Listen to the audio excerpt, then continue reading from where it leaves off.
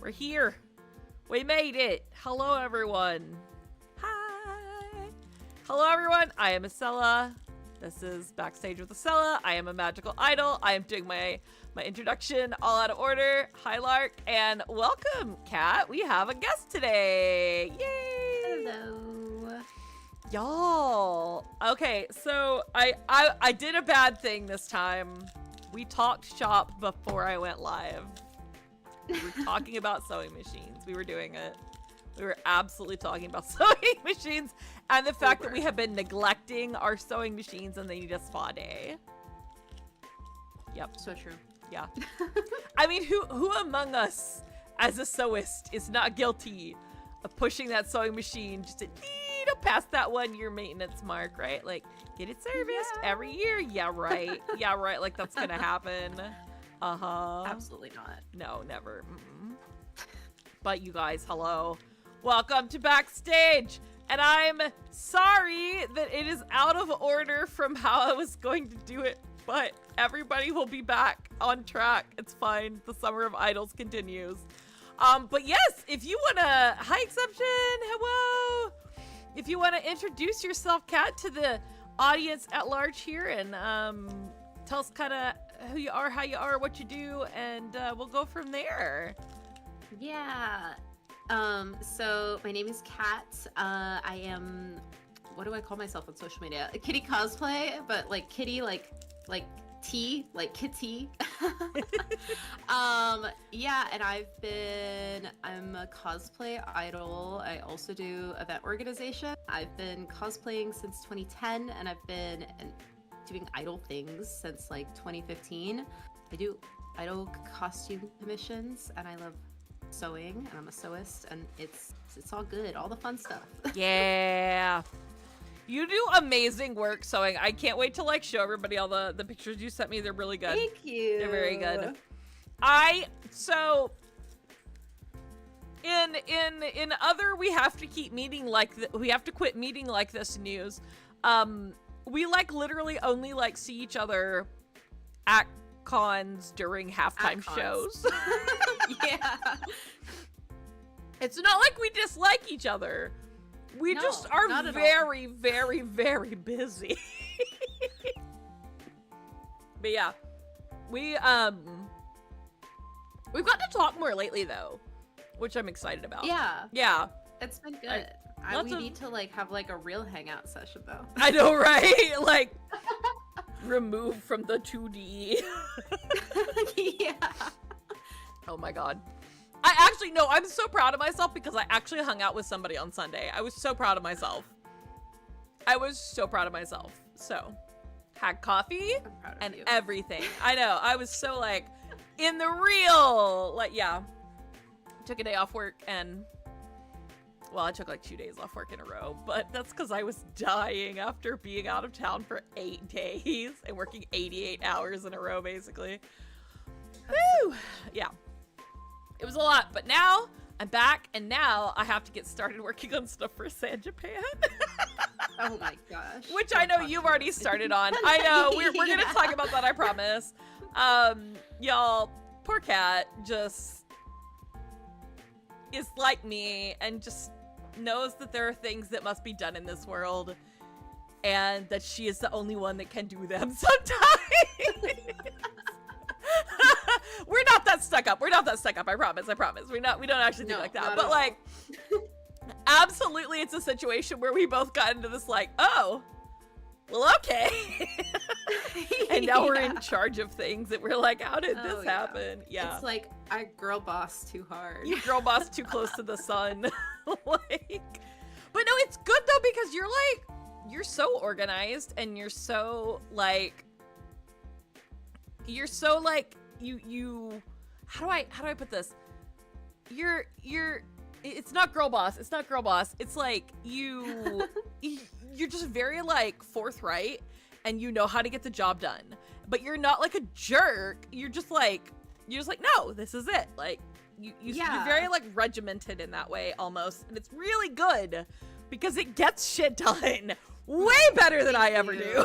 I try. I really try. You're extremely organized from everything I've seen. Like every time okay, this is we're just starting off in the middle of my questions. Like anytime you come to me and you're like, "Hey, what do you think about this?" and I start to tell you things, you've already thought of all 20 billion things that I could possibly say. And I'm just like, why am I here? What am I doing for you? Honestly, I think it's just because I need the validation that like my idea is right. And I'm like, I'm gonna talk to somebody that I feel like knows better than I do. Like and the I'm sounding like, hey, board. here's my crazy idea. Yeah, for real. Yeah. That makes sense. That makes sense. Because I think I'm kind of the same way with a lot of my cosplay stuff where I'm like, hey, will this work or will it not? Because in my head it works, but in 3D it may not, you know? And yeah, exactly. Like sometimes we were just making shit up and that's fine. Totally fine. Yeah. But well, welcome to the stage. Hello. Everybody look at the beautiful pictures I've got scrolling up there with a little time delay. I have more slideshows for us. It's gonna be great. It's gonna be great. I'll just switch between slideshows kind of as we go. So keep watching the screen, guys. For all the beautiful photos of Kat's incredible work. Do you let me do it this way. Do you want to talk about idol stuff first or cosplay stuff first? Oh gosh. I'll give you the choice. We can talk about cosplay first because I started as just a cosplayer. That's fair. That's fair. That probably works, you know. Yeah, we actually started cosplaying around the same year because did we? I cosplayed a little bit before them, but I don't really count it because I wasn't like sewing and I wasn't serious about it. But I started in like 2010, 2011. Oh wow. Yeah, I don't think I did that. San Japan 3 was like when I started like being serious about cosplay. Yeah. Yeah. Because I'd been to like IkiCon before that. Yeah. But it was the same year. It was like 2010. That's crazy. I Yeah, know. my first con ever was 2010 IkiCon. Oh my god, we were at the same con! Oh, what was I even wearing at that con? That takes me back. Oh, what was I wearing? I think I was doing like a closet cosplay of like... Oh no, wait, no. Can I out myself like this? Hold on. Can I show what a garbage heap I am? Hold on. Okay, oh man, do I want to get on this topic? Do I want to talk about hot ladies? Yes. Yes? Okay. So I am very into the Takarazuka theater, like the all-female theater. Yes. Thank you, Lark. Yes, the all-female theater troupe, and the dudes are girls, and the girls are girls, and everybody's girls. It's great. And the girls that play the ladies that play the male roles are like, they're so cool. They're like epic. They're so cool, and they have like they're just like great. they have like the aura, right? Like this powerful aura. Yeah, it's great. Yeah, and like I have like DVDs and stuff. Okay, like I'm in it, and they were kind of hard to get for a long time there until they started doing some like more commercial releases of them. You used to have to special order them from the company, and that was the only way you could get their performances outside of going and seeing it, which is like damn near impossible. But I was cosplaying as Death from Elizabeth, because Elizabeth is the greatest musical of all time. And it'll never be brought into English because God knows I don't get to have any fun. So no, unfortunate. It's good. Everybody go watch it if you can. Everybody come to my house and watch it. Everybody come to my server and watch it. It's a good musical. But yeah, so we have to ask the elephant in the room here. What was your first cosplay? Oh gosh. Dare you admit? Okay, so my first cosplay, no, it's okay. I know a bunch of people who are afraid to admit they were like first cosplays. I'm like, it's fine. My first cosplay that I ever did was Misa from Death Note. That's a pretty common one. Yeah. Yeah. And It was I did it with my friends. We all went to the convention together and we all did like Death Note characters. Admittedly I had watched Death Note because my friends like told me that I should watch it. So it was a recommendation. And they were like, you should be Misa Misa, as a lot of my cosplay history is. Yeah, I just get told what to be and I'm like, okay, you'll learn this about me. And I'm like, this is fine. And yeah, that was my first cosplay that I ever did. And then my first cosplay, well, I don't know if you have this question, but I'm just gonna say oh no, keep going, don't worry about it. My first cosplay I ever like made myself, because obviously I started out just like, I just bought cosplay because I didn't know any better. And it was Amaterasu from Okami. I started out very ambitious. I was like, you know, no, my first build that I'm ever gonna make, I'm ever gonna sew. Not only am I gonna like sew for the first time ever, I'm gonna also make my own design, something that doesn't actually exist. And I drew it and made it, and yeah, that was an experience. I was gonna say, how did that go? So surprisingly, it was fine. Like, it was not amazing by any means, but I had a friend in high school who knew how to sew, and I made her come over to my house and was like, teach me how to sew.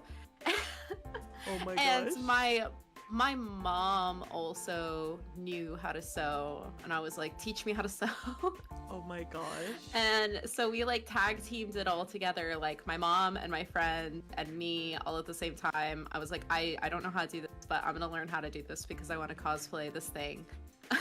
Oh my gosh, that's so cute.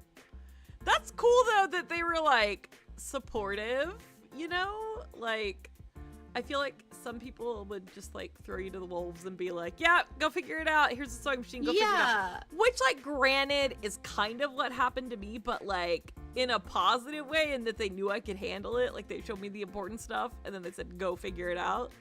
But I don't know, hands-on learning, there's something to be said for that. Did they do any of the sewing on it for you, or were they just like guiding you? It was like a combination of things, like things that I felt comfortable with doing, I did, and then things that I was like, I don't know what I'm doing. They were like, that's okay, like, I'll work on it and you can just like watch me and like learn. And so yeah, my first time like sewing was a very like team effort experience, and I'm very like grateful that I had people in my life that were very like supportive and wanted to help me do it, especially like my mom had no clue what anything that I was doing was. She was like, you know, I'm happy that you're happy. Oh, that's cute. Oh gosh, Lark is saying, I have so many first-time cosplays I regret throwing away out of embarrassment. They're so endearing. It's true, though. They are. Like, looking back on that, you could have made, like, the most hot garbage, trash bag, and broadcloth cosplay. But, like, if it's the first one you made, or, like, the first one you made from your favorite fandom, or, like, one you made a lot of friends in, it's like, it's cool. I still have one of my really early cosplays. The first one I made totally by myself. I still have it. And a couple of years ago, I pulled it out of storage and I did like a video of all my sewing sins. I was like, look how bad the inside of this garment was. Yes, some of my first things I ever made were so bad because I admittedly was terrified of the sewing machine. That's fair. And so they're kind of scary. I was like, yeah, if I could avoid sewing with the sewing machine, I would just hand sew it. Oh my gosh. It's difficult to like make a whole garment just out of sewing by hand. Yeah, no kidding. I definitely think, even to this day, actually, you still don't know how to machine sew, Lark. Oh my god. And to this day, if I cannot figure out how to do something with the machine, I'll just say like, screw it. I'm just gonna hand sew it. I'm gonna like manipulate the fabric into place and pin it and hand sew it, because I just can't with the machine sometimes. Yeah. Like, sometimes it's hard. Yeah, there's no point. For the longest time, I like refuse to learn how the like, what is it called? The button, like the the foot on the sewing machine to use Oh, to the make buttonhole buttonholes. foot, yeah. I refused to learn how to use it, and I just made all of my buttonholes by hand. Oh my gosh. That's so funny. I was just so stubborn. And now I know how to do it, and I'm like, why did I ever like Why did I do this not myself? use this? It's not hard. I like my current main machine doesn't have an automatic buttonhole feature because it's old, and I'm like, I will literally get out my baby beginner machine that has the buttonhole function on it and just to do a buttonhole because I don't want to try to figure it out. Oh, I don't want to try to figure it out on my machine. What was your first sewing machine? Do you remember? Oh my gosh, I don't remember the model that it was, but it was like no. it was a brother. Honestly, you know, more endearing stories. As like I said, my mom has always been very supportive of my sewing journey. My first sewing machine was this brother machine that my mom bought before I was born, and then she like gave it to me. I was like, here you go. This thing is older than you. You could use it. Oh, and she was like, I've only ever made like pillowcases with it, but you can have it. Oh my gosh, it had a new life. Yeah, I think it's still in my closet. Like, I still have it to this day. Yeah, I still have my first machine, but my first machine was like this whole... Well, technically I don't still have my first machine, but that's because I traded it in after 2 weeks because it was garbage. No. And my friend's mom was like, you are not learning to sew on that garbage machine. We're getting you a better one. I was like, I can't afford the upgrade. And she was like, I will pay for it. You are getting a better machine. So I got like a $400 machine instead of like a $200 machine. Nice. Yeah, so, and it's still to this day is a good machine. It's like the beginner model Husqvarna Viking. It's an emerald 116 I have, but it's like kind of nice still. It'll do the job, man. It'll do the job. Yeah, it's not like it was like a, I don't know, like Home Shopping Network special or something, you know. Yeah. Like, do you? Okay, I'm dating myself by saying like back in the day when they had all the Home Shopping Network sewing machines on there, and they were like, here's all the exclusive features, but it was like some garbage singer. Anyway. I remember stuff like that because my mom used to be obsessed with like QVC, and then oh my gosh, not QVC. Oh my gosh. QVC. Yeah. What if that's where the sewing machine came from? No, don't tell me that. That would be amazing. It just like it's had such an adventurous and well-traveled life. I love that. So okay, so you did your first cosplay, and like, did you a brother you got on clearance for $50 at Michael's? Oh, good lord. Sorry, Lark is cracking me up. Anyway, so as far as like beyond your first cosplay, were there any other like notable early cosplays that you did? Anything that really sticks out for you? Like, oh my gosh, I did a really good job, or oh my gosh, I did a really bad job. I like, oh my gosh, I'm trying to think about all of the cosplays that I did. I did Amaterasu, like I said, that was my first cosplay that I made and I designed. The other like notable thing that's like popping up in my head is I did a really like garbage job at doing a Princess Tutu like cosplay. Oh, and again, that was another like one of those costumes that I was like, I'm gonna take creative liberty. I was in my like, you know, experimental phase, and I took a bunch of creative liberty with like things for her design. Like I was like, you know, I'm gonna use this instead of this, and it's not like 100% accurate, but like, you know, wouldn't it be fun? And I liked all of the decisions that I made, and I'm glad that like I did that but it looks so bad. Like looking back on photos of it, I'm like, it looks so awful. But the funniest thing is I met so many people who later on, like in my life, like I never realized that I had met them previously, and they were like, yeah, we met before, you were cosplaying Princess Tutu. And I'm like, I do not remember this. Everybody's I do not remember their retinas. Yeah, and I'm like, is this a good thing or is this Right? a bad thing that you remember me as Princess Tutu? Like, hold on. I feel like so many of us have cosplays like that, where you have this one where you're like, wait, I cosplayed that, and then, but everybody else remembers it better than you do, you know? Yeah, they do. I love that. I love those. I feel like, I don't know, like, life, this is gonna get kind of philosophical, but like, life is just kind of a funny series of fortuitous events sometimes, you know? And then like, yeah, like you'll meet somebody once and then you won't talk to them for like 5 years, and then you meet them again at a con and they're like, oh my god, it's you. Which, like, this happened to me recently. That it was someone that I had met back in like 2018 or 2019. And then they came back into my life like last year and I did not know who they were. And then all of a sudden we got on Instagram and we were like, wait, I took a selfie with you at IkiCon in 2018 or whatever. And I was like, oh god. Yeah.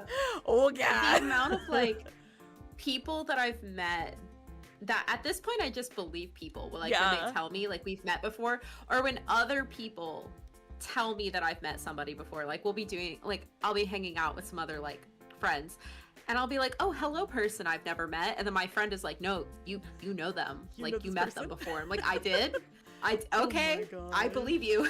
I feel like once you've been cosplaying long enough or an idol long enough, that just because you just meet like constant numbers of people, especially if you compete or if you're an idol and you're doing idol showcases and stuff. Like the sheer number of people you meet in a year is like kind of absurd. It's a lot of people. Yeah. Or even if you just go to like meetups at cons or like photo shoots or whatever, you just meet like an absurd number of people at cons if you're even remotely extroverted. Oh yeah. Which like I am, so yeah. I feel that. Yeah. We're just like, hello, we're the extrovert in the room. We're gonna talk now. Yeah, that's fair. That's normal. So I guess so you were talking about how the first one that you did Amaterasu and you actually designed it yourself and you did like some custom touches on your Princess Tutu. You've just always been kind of a designer at heart, right? I feel like I've always tried to do my own spin on things, like since the beginning, which is funny, like looking back on it now, where I am now, where I like make costumes for other people and I design costumes.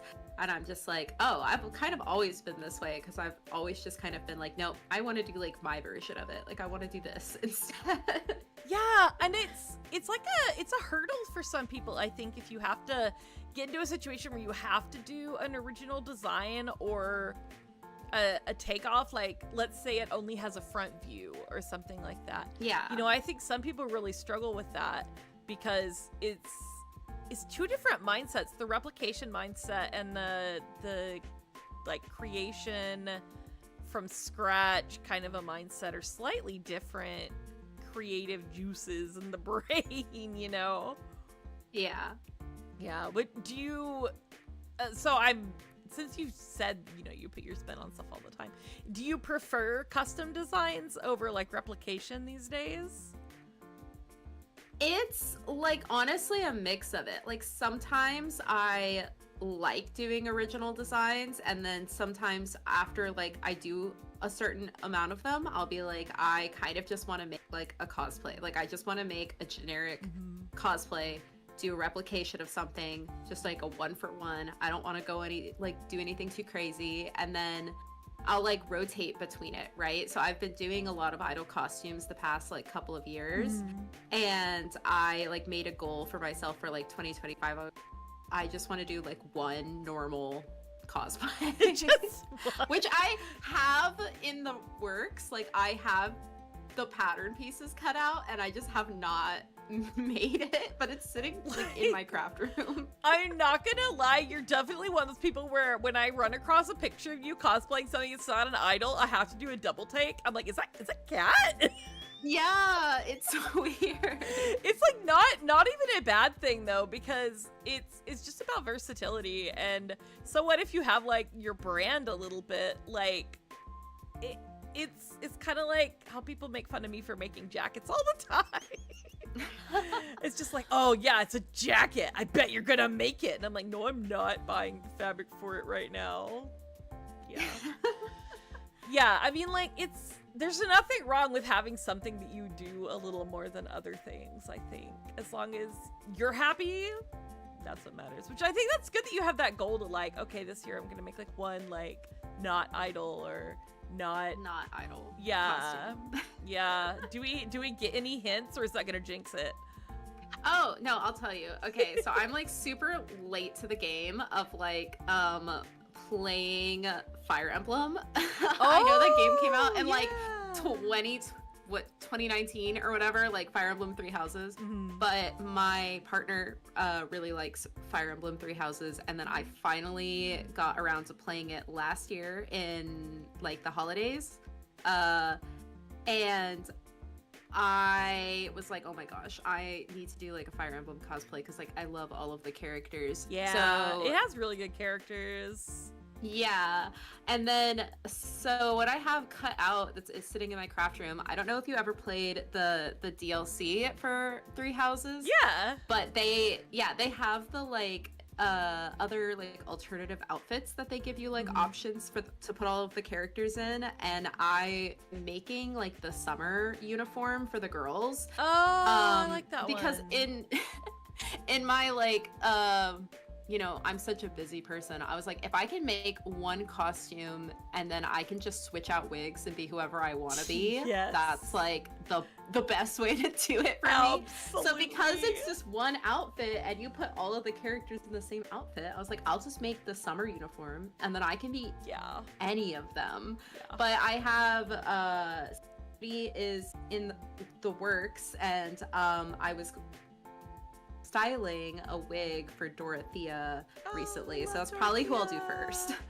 I have a Dorothea wig that because I want to do her her summer outfit from Fire Emblem Heroes, her like beach outfit. Yeah, her beach outfit is so cute. It's so cute, and it has a big hat, and I love big hats. Oh my gosh, oh, I love it. She's so awesome. She's so cool. She's one of my faves. She's great. Yeah, I was Finn and I were watching like Let's Plays of Three Houses. So we got through like 2 2/3 of the game of the routes. Like, yeah, we're pretty far. I think we just haven't finished Golden Deer. Golden Deer. Yeah. I've done all of the 3 like house routes. I haven't done Silver Snow. That's the only one that I haven't done. But I did Golden Deer last. That was my last playthrough that I did. Oh my gosh. I kind of love the designs though. I just like, I don't know. It's like a happy medium between like super almost over designed RPG designs and like kind of understated class specific designs. I kind of love how Fire Emblem does that and balances that. So they're very like, they're satisfying. I feel like you'll understand when I say this. They're satisfying to plan.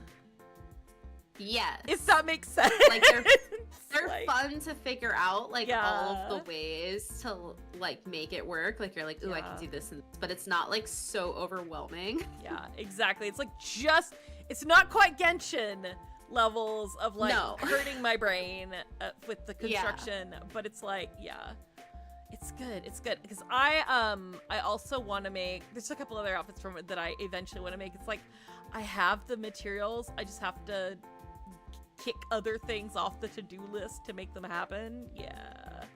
It's not my fault Ensemble Stars exists, guys. It's not my fault they keep putting out good outfits. That's not my fault. That's all I make. I make nothing but boy idols. It's true. No, I take it back. I'm making some girls this year. I am doing Delicious in Dungeon. So. Oh. Yeah, I'm doing Marcille. If I can ever find fabric for her cape. Yeah. So that's my one non-idol. For the non-idol. That's my non-idol for the year.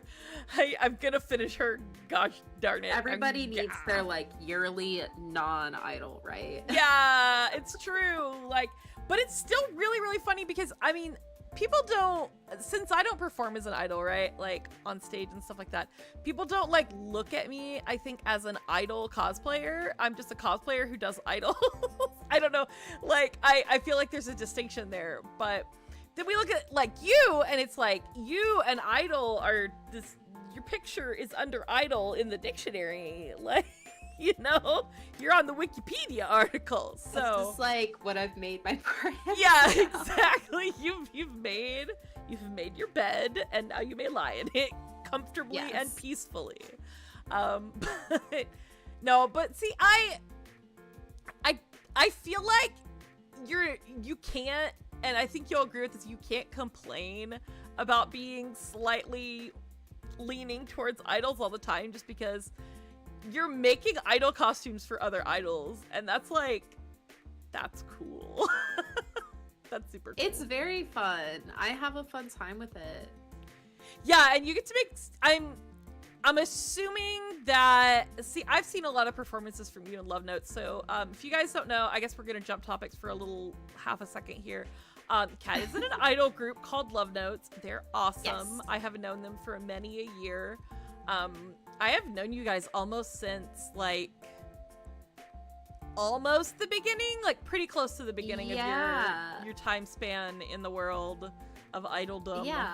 Yeah. I'm trying to think. I think like we met you in like I don't know what year that was. 2017. Yeah, it like was that. like it was 2016 or it was 2017. I feel like it was 2017. Yeah. Because I think it was after I got back from Japan. Yeah. Y'all, you can ask Kat. I can't dance. No, I tried, but I wasn't very good, and I'm still not very good. But you did we're teach learning. me about socks. I remember that.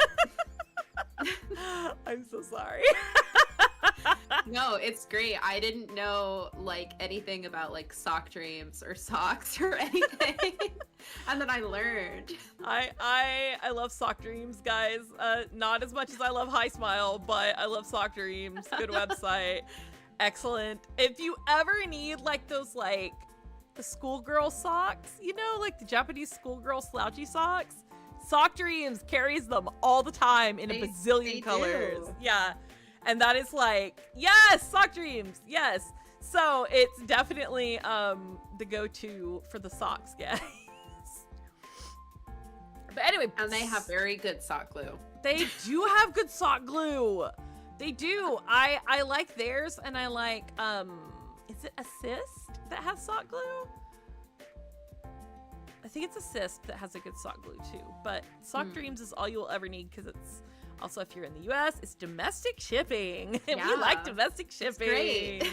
We don't like paying $20 for shipping for a sock glue. No. Oh, how many times? Like, it's like when you have to make an Assist order and you have to ask like literally everyone you know because like it takes like 5 or 6 people to make the order worth it. But like they have the wig and it's only them that has the wig in the right color. And I can't be the only one that's been there with the Japanese wig sellers. Like, that's like me when I buy contacts. Like anytime I buy like circle lenses, I'm like asking everybody, do you need circle lenses? Because I don't want to pay like $20 for one pair, right? Yeah. For just one pair. I don't wear contacts because I'm a chicken. So I get really excited when I cosplay characters with the same eye color as me. I'm like, I'm perfect. Look at me. Yeah, it doesn't happen very often though. There's not a lot of blue-eyed anime characters. I'm not gonna lie. It's not enough. Are there really not? There's not as many as you think. Maybe I just like I feel like think about it. There's a lot of brown-eyed characters. There's a lot of brown-eyed characters, a lot of green-eyed characters, and a lot of purple-eyed characters.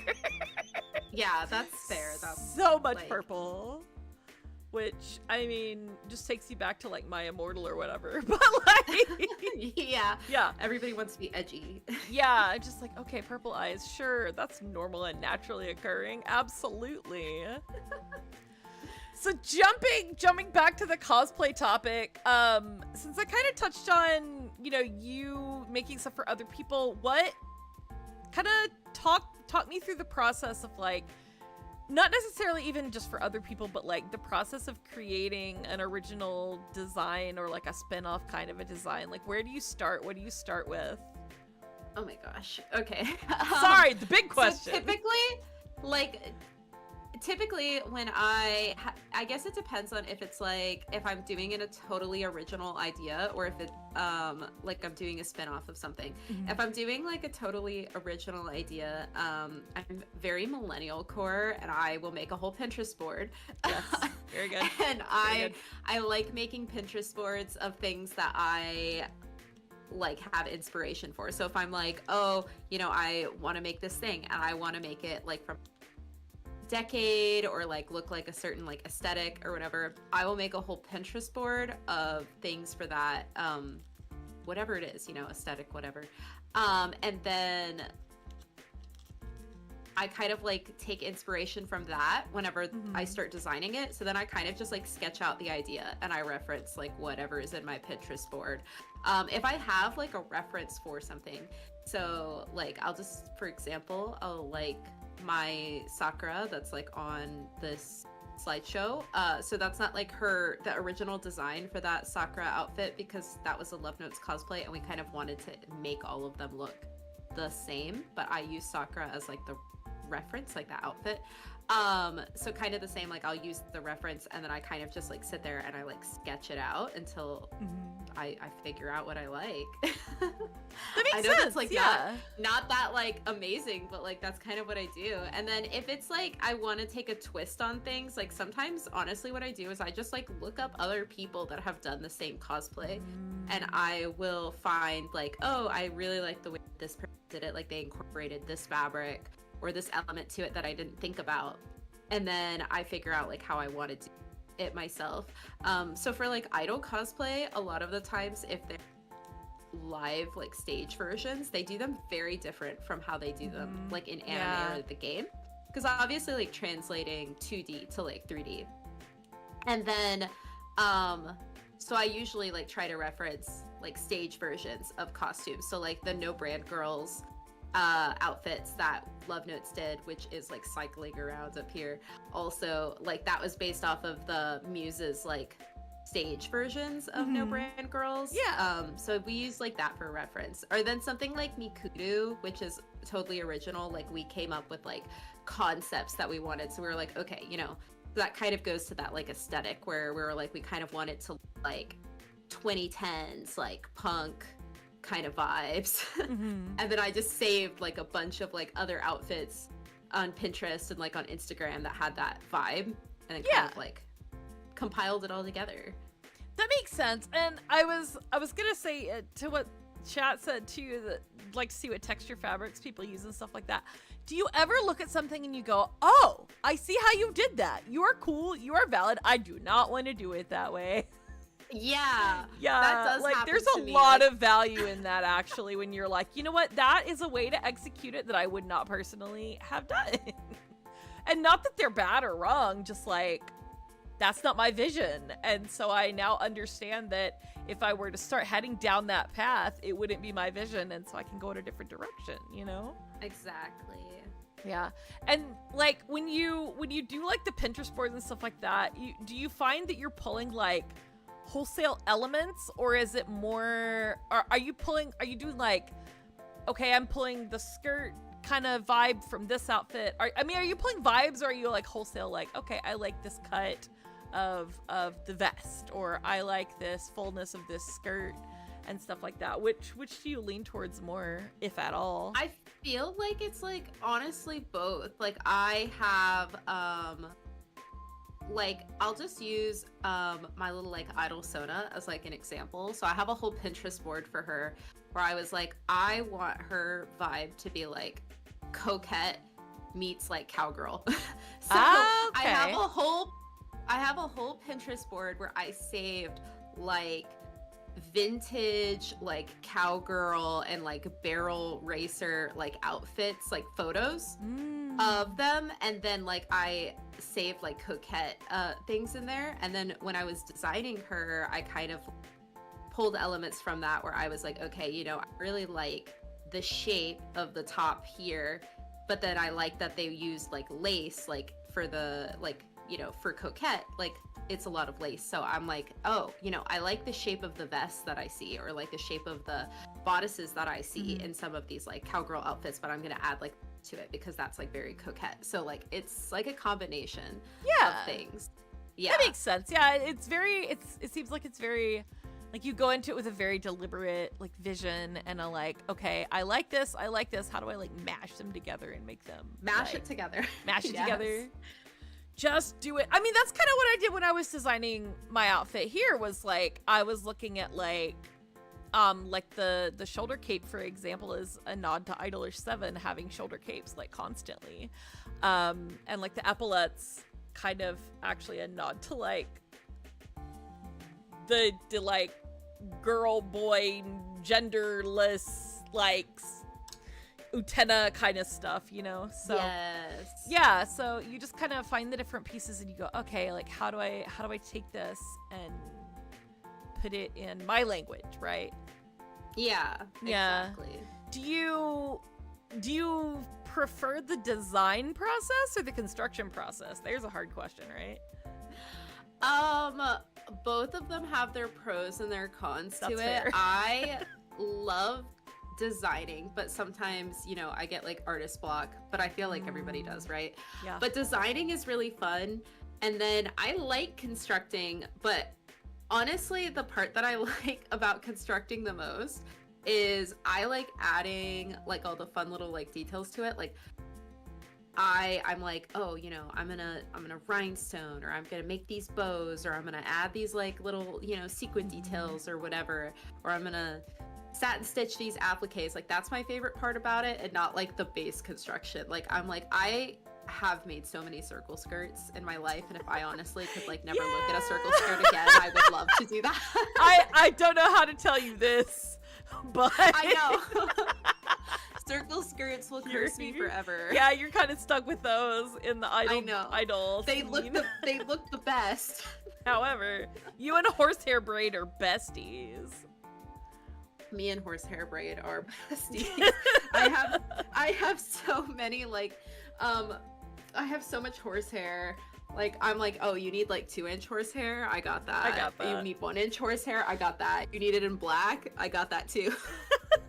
There was this one fabric store that is a Texas-based fabric store that at one point they had like an overstock of horsehair braid, and I really should have linked you that because they were selling like 20 yards at a time, or like oh my god, a bazillion yards at a time for like 10 or 15 bucks, and it was in like goodness, a bazillion colors because they do like prom dresses and couture and stuff. Yeah, I could have had a horsehair braid for years. You could have had so much horsehair braid. Is horsehair braid like your friend or your nemesis? We have a very love-hate relationship. That's fair. Horsehair braid and I are like the friends that are like besties, but like we fight all the time. That sounds normal. Yeah. Yeah. Because I feel like, you know, I'm gonna say this, and I don't mean it in a hateful way towards anyone out there in the world, but like some people don't know how to put in horsehair braid properly, and so I'm always really satisfied when I see like nice horsehair braid application, right?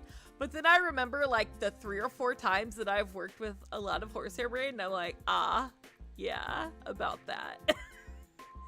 It's so unforgiving in some aspects. Yeah. Especially like if you don't get good quality horsehair braid, it can like, I don't know what you call it, but like it gets like stuck on the sewing machine, and then it like ruins the whole thing. Or like when you cut the ends of it and you've got to like, do you encase the ends of your horsehair braid?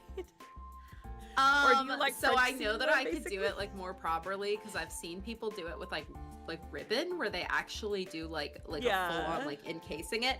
But like I just do like a really big like wide like satin stitch on it That to like makes sense. encase the ends of it. I do not like leave it just like fully like uncut, like nothing. Yeah, I mean, like, I worked with something with horsehair braid where I could not encase the ends of it. Yeah. And, like, do you know it took me, like, a week to fight the, like, little splinters of horsehair braid sticking through? Oh my god. Yeah. Yeah, it sucks. Horsehair braid is our friend and our enemy. It is. Is. So, okay, so if it's not horsehair braid, what's your favorite, like, sewing notion or, like, implement of destruction? Oh, goodness. What, okay, I guess this is several different questions, but, like, what material or, like, notion could you not live without? My favorite, like, I'll just like name a fabric, for example. Like I could probably do both. I could do like a notion and a fabric. But like my favorite fabric in the whole world is like matte satin. Yeah, matte satin. I could not live without matte satin. Yeah. Like everything. I think like Spoken Love Notes like a just true knows. idol. Like if I'm Love Notes knows at this point. Like if we're making something, I'm like, okay, and it's made from matte satin, and they're like, of course it is. But do you use the wrong side or do you use the shiny side? I'm sure you use the shiny side because you're an idol. I use the shiny side. But I like it because it's like shiny, but it's not like too shiny. It's not too shiny. Exactly. You understand. Yes. I miss when like crepeback satin used to have like a nice oh my gosh side. You remember before it all went to garbage? Although hit me up after stream because I found a local place that carries actual good crepeback satin. Yes. Yeah, because I haven't been able to find good crepeback satin since like Joann's used to have the Casa collection. Like they used to have the really good crepeback satin, and like since they stopped making it like that, and now like rip Joann's. Yeah.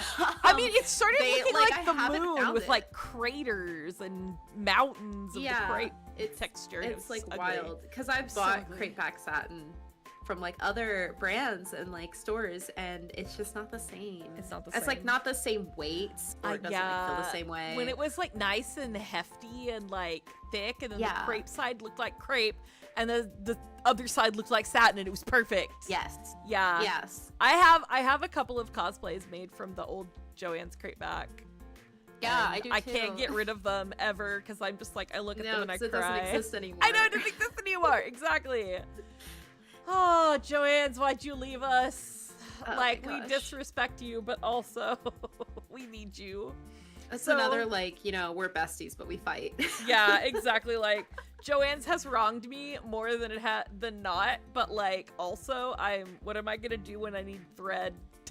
What am I gonna do when I have to color match thread now? Like, that's just nightmare scenario, honestly. Because, like, Michaels sells thread, but just like not as much. No, and they only Joann's. sell like coats.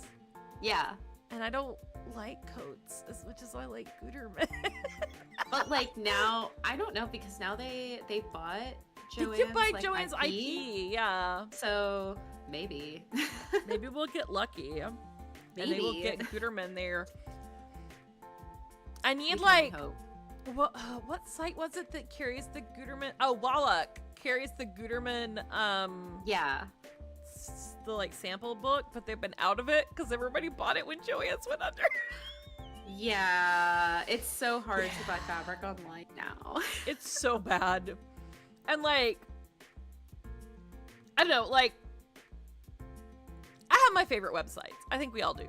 Like, yes, if the first site I go to when I need a fabric is Fashion Fabrics Club, period. That's the first site I go to. I don't go anywhere else first. That is where I go. Because they have this one fabric that I am low-key obsessed with. And they have like okay brocades and jacquards sometimes too, but they have this one fabric they call it antique satin.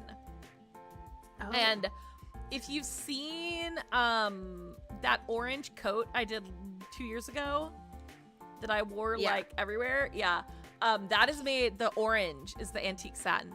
And like, it's like satiny, but it's like a dull satiny color, like finish on one side, and then the other side is like textured.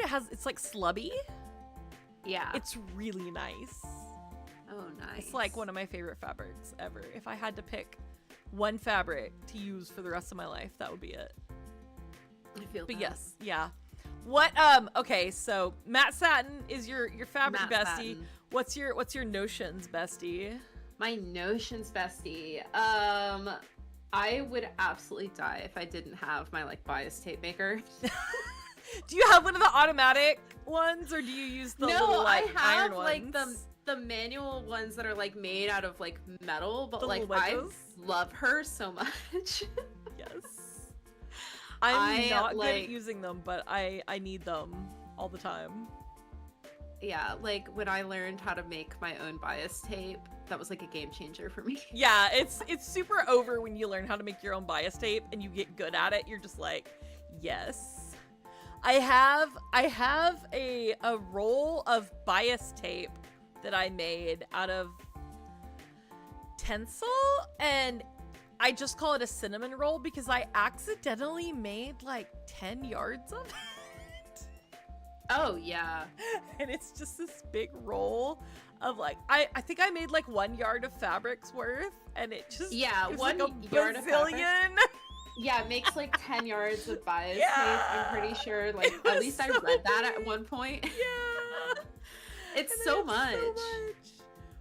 But do you like, for people who have not worked with matte satin before, some matte satin likes being made into bias tape, and it likes Yes. heat. And some matte satin says, F you, I refuse to crease. It just all depends on the fabric. It does. I haven't had that like problem as much though, like at least like most of the time, I would say like a good like 80% of the time I'm like in the clear. Yeah, But I think it's that's because I good. only buy the same The like same one. fabrics. Like I always buy like the same because like, you know, I think we said it before stream. I was like, you know, I love like fabric wholesale direct. Like that's my go. Yeah. Everybody So go much get your so- discount. Use the discount Yeah, code. so much in so the- that I have an the affiliate card. code, and it's not even because I'm not sponsored. Not sponsored. I just spend too much money because if you spend a certain amount of money, they give you an affiliate code. They're just like, here, you make lots of stuff. Take this, get a Yeah. discount, enjoy. Yes. Oh my gosh, that's so funny still. But like, it's better than kind of like the veritable crapshoot of like, I have some from this store and I have some from that store, and it's all like totally different heat tolerance. And yeah. Oh yeah. Yeah, because I've had some that I had this one black matte satin once that I really, really needed it to make bias tape, and it really, really did not want to be bias tape. I did not want to be bias tape. Yeah. I did not Yes. want to be bias tape. Yes. Hi, Zed. You're lurking. So do you have, let's ask, I'll go back to my list of questions here. Do you have a favorite sewing technique? Oh my gosh. I mean, obviously you like bias tape. I love bias Application. tape. Bias tape is great. I love horsehair braid. I don't know if these count as techniques as much as they're just like things. No, it's all good. I recently learned, I say recent, but this was like a year ago or so, about like putting sequin fabric, like, and then putting chiffon over it. Like if you take a sequin Oh, yeah. fabric and then you overlay it with chiffon, it gives you like this kind of, I mean, because it like dulls the sequins out, but it like looks really good. Yeah. And I love doing that, but like I live with my partner, and he hates sequins, so I have to be very like sparing with my sequin usage, because like he gets upset because he'll be like, oh my gosh, you're bringing sequins everywhere in the house, because like if you've ever cut sequin fabric, Yeah. it just goes everywhere. You find sequins for years. So I have to be sparing with it because I love sequins, but like every now and then, you know, I have to like rotate. Like this project, I'm gonna use sequins. And this project, I won't. I do like protecting the rest of your costume, the rest of your cosplay, and protecting your wigs and stuff by overlaying stuff over sequins though. Like that's one of those hacks I wish I'd had earlier in my idol costume making career, you know? Yeah. Because I have some jackets that would have benefited from that. I did not like think about that, and I should have thought about it because I'm friends with the members of Start Splash, and I don't know if you remember when they did Sailors. So they did all of their like the Sailor Scouts, and I had helped them with making their sailor costumes, and they made them out of sequins because it looks really good on the stage, right? And I should have thought about it because when they were making them, they used like oh gosh, now I can't think of what it's called. The like clear vinyl to like put PVC, over yeah, to put over the collars, like the sailor collars, so the wigs wouldn't get caught, right? And then I did not think about that, and when I made the No Brand Girls outfits for Love Notes, I made their like vests out of sequins. Oh yeah. And I did not like overlay it with anything, and it looks great, but like the wigs. But the wigs, yeah, gosh. At least like no, there's a few of them with long hair. I was gonna say it was like half of them don't have long hair, but actually the other half.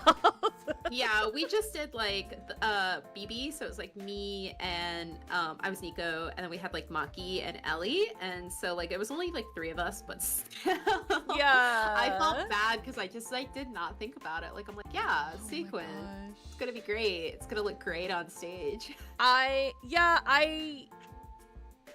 ended up I'm working on a project that it got put off, and it keeps getting put off.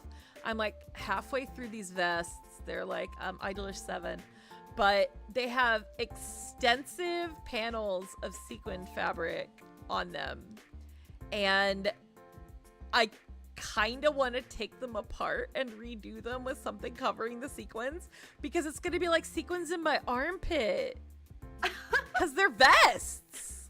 And they have like the side panels, and like part of the front panels are sequin. So like you're gonna have like sequins in your armpit. It's not great. Well, I would recommend chiffon. Yeah, right, chiffon. I was thinking about organza or chiffon. Yeah, it looks really good. No, it does, because I think on one of the ones in the carousel is that it's my so on Sakura. It's my bow on Sakura is made out of the sequin with the chiffon over it. Yeah, there you go. You can see it there. It still sparkles and everything. That's nice. Yeah, it like sparkles. Yeah. All right. Maybe I will take these vests apart and redo them. I need to so bad. They need to get done. They're so pretty. I spent so many hours patterning them. But now I want to disassemble them. But isn't that just the cosplay curse? You get like halfway through it and you're like, nope. The amount of times that I've like made something and then I, you know, go to bed and I'm like, no, I hate it, but I probably just hate it because I've been looking at it. I'll see how I feel about it in the morning. And then I like keep myself up like all night thinking about how much I hate it. No. You're sitting there at like 3 a.m. with your seam ripper like zombieing across the room, like, I'm here. Yeah. Seam rip this happened with me like recently. I was working on a commission and I had like made this peplum and I made it and I hated it. And I'm like, I probably just hate it because I've been staring at it for 8 hours. I went to bed and then I swear I like woke up at like 3 in the morning and then started like researching like how I'm gonna like remake this peplum because I hated it so much. No. At 3 a.m.? Oh my gosh. I figured it out, then I like remade it. But it at what cost? Yeah. Well, at least I waited until like it was normal hours to actually do it. Yeah. Yeah. Oh my gosh.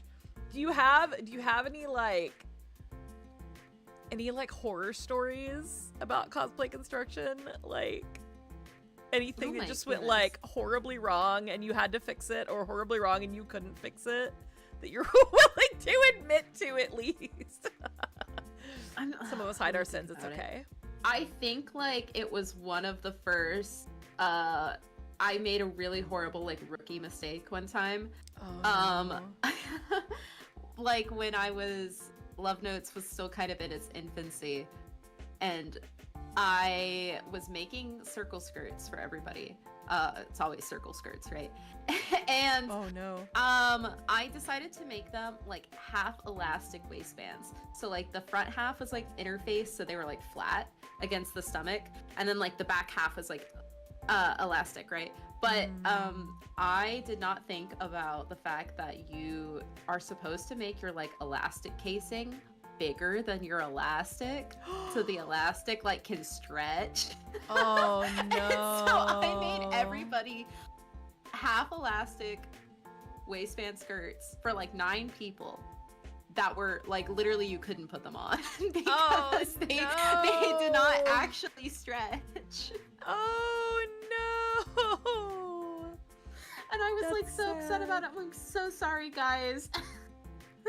And you didn't realize it before you had the 9th one. No, I don't know why I didn't realize it. I was just like, yeah, I'm living my jobs. Yeah. Oh my gosh. You're just like trucking along, just like hammering it all out, and then all of a sudden you go, oh. No, and then I have like 9 skirts that literally like can't be worn. You can't.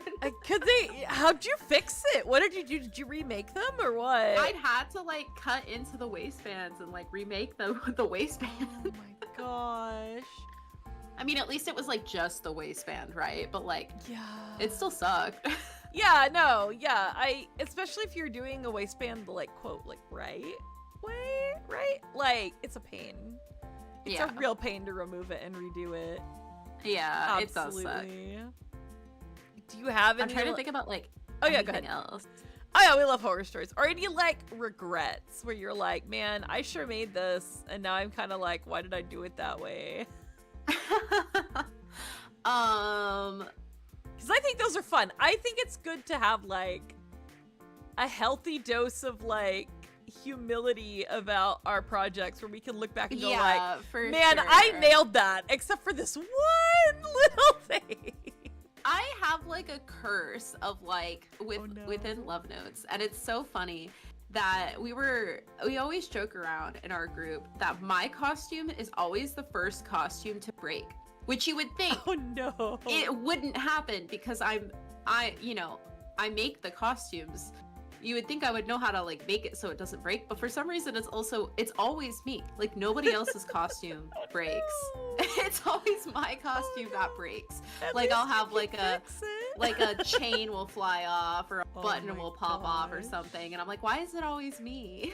Oh my gosh, that's so funny. I have a really bad like cosplay sin that I committed one time. Oh no, what did you do? I have to hear this. I mean, it wasn't like about sewing, but like one time I was in my cosplay infancy, and I this is so embarrassing to admit. Oh no! I just because looking back on it now, I'm like, oh my god.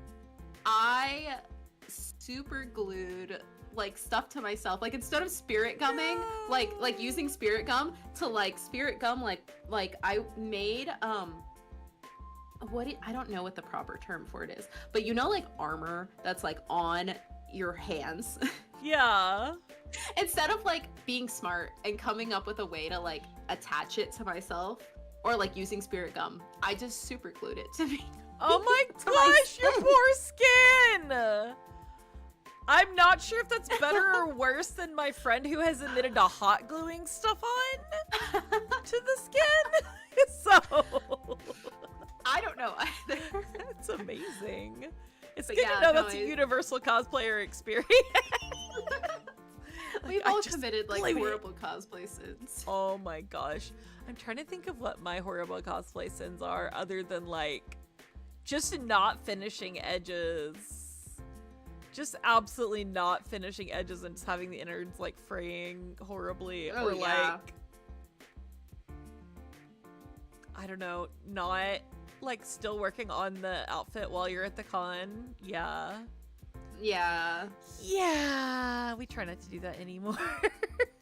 No, I have only ever in like my, what is it? How long have I been cosplaying? If I started in 2010, like 15 years. 15 years. Cosplay. Yeah, it hurts. I have only ever pulled an all-nighter one time for a convention, and I vow to do it ever again. Never again, for real. No. I was crying. Oh, no. And I literally didn't sleep at all. And it was, ironically enough, it was for San Japan. And oh no! it was for San Japan, and I stayed up all night because I was so smart. I thought that I could two things. I committed 2 crimes. Shinobu.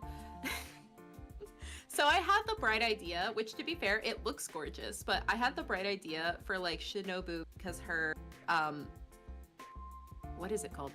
Her like costume, like it has all of the butterfly like patterns, right? Yeah. I was like, what if I make all of the black like butterfly pattern out of like seed beads? Oh no. And it looks so pretty. Like I obviously like I have it. She looks gorgeous. But I was doing that up like the night before San Japan, and then I thought that I could somehow also finish another cosplay in one night. Oh no. And so I stayed up all night beating these tiny little seed beads onto her, and then I didn't even touch the other cosplay that I thought I was also going to finish, and then I was just crying the entire drive to San Antonio. Oh my gosh. Because I was so tired. Yeah, I bet. Oh my god. I also just cry when I'm tired. I just cry like a small child. I'm like, I need to play. Oh my gosh. That is a pretty big sin. Yeah. Yeah.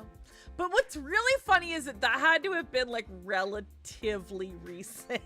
Yeah, that's also the funny thing is like looking back on that, like it was like San Japan. It was the first San Japan that like after COVID. So it was like 2021. Yeah, so that was like fairly recent in my life. It's not that far back. Yeah, no, like this was not like a rookie mistake thing. This was like me like full-fledged adult. I feel like the way I approached cosplay when I was first starting out, somehow, even though I was more productive, it was like healthier.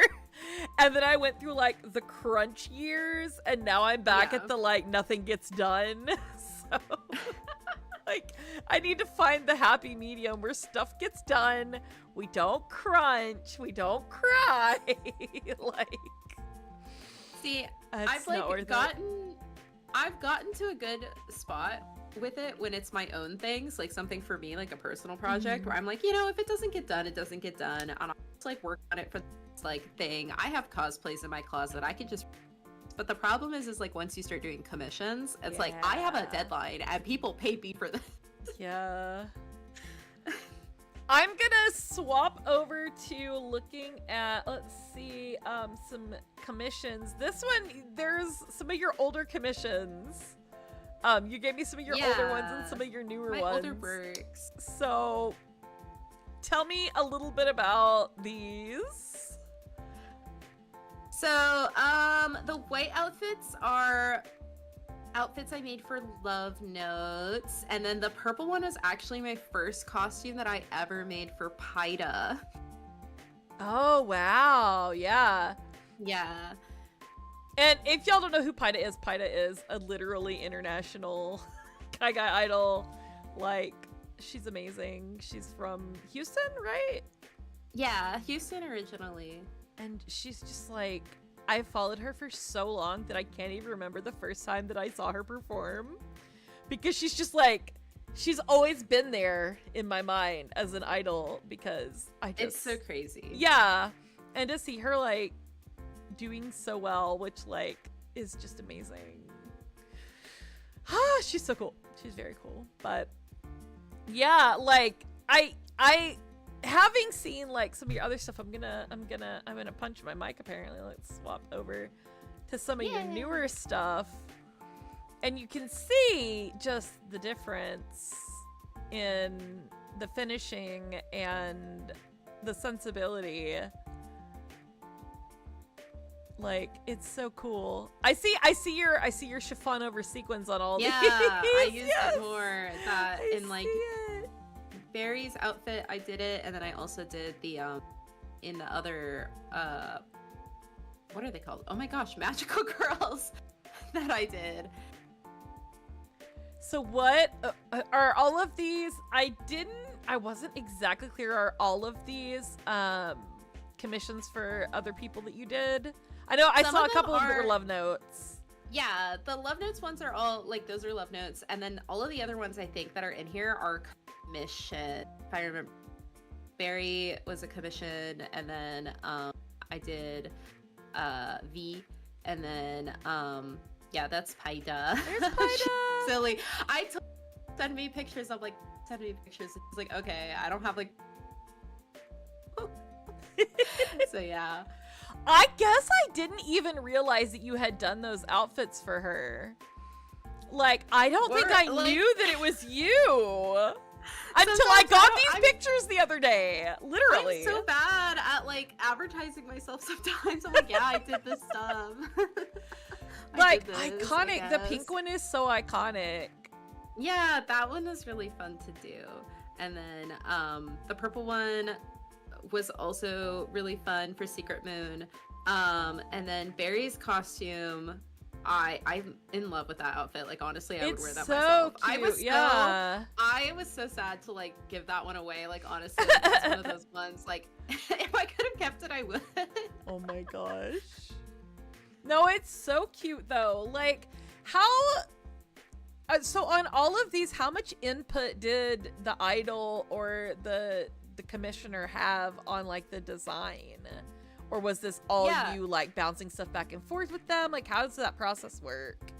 So it depends. So for some people, like, they already have a design that they want to do. Mm-hmm. So for like V, which is like the outfit that's like the orange, or not orange, yellow and black, like with the honeycombs, they had a design. So when they asked me to commission, they were like, this is my VTuber, I just want you to replicate my VTuber. It's like, cool, I can do that.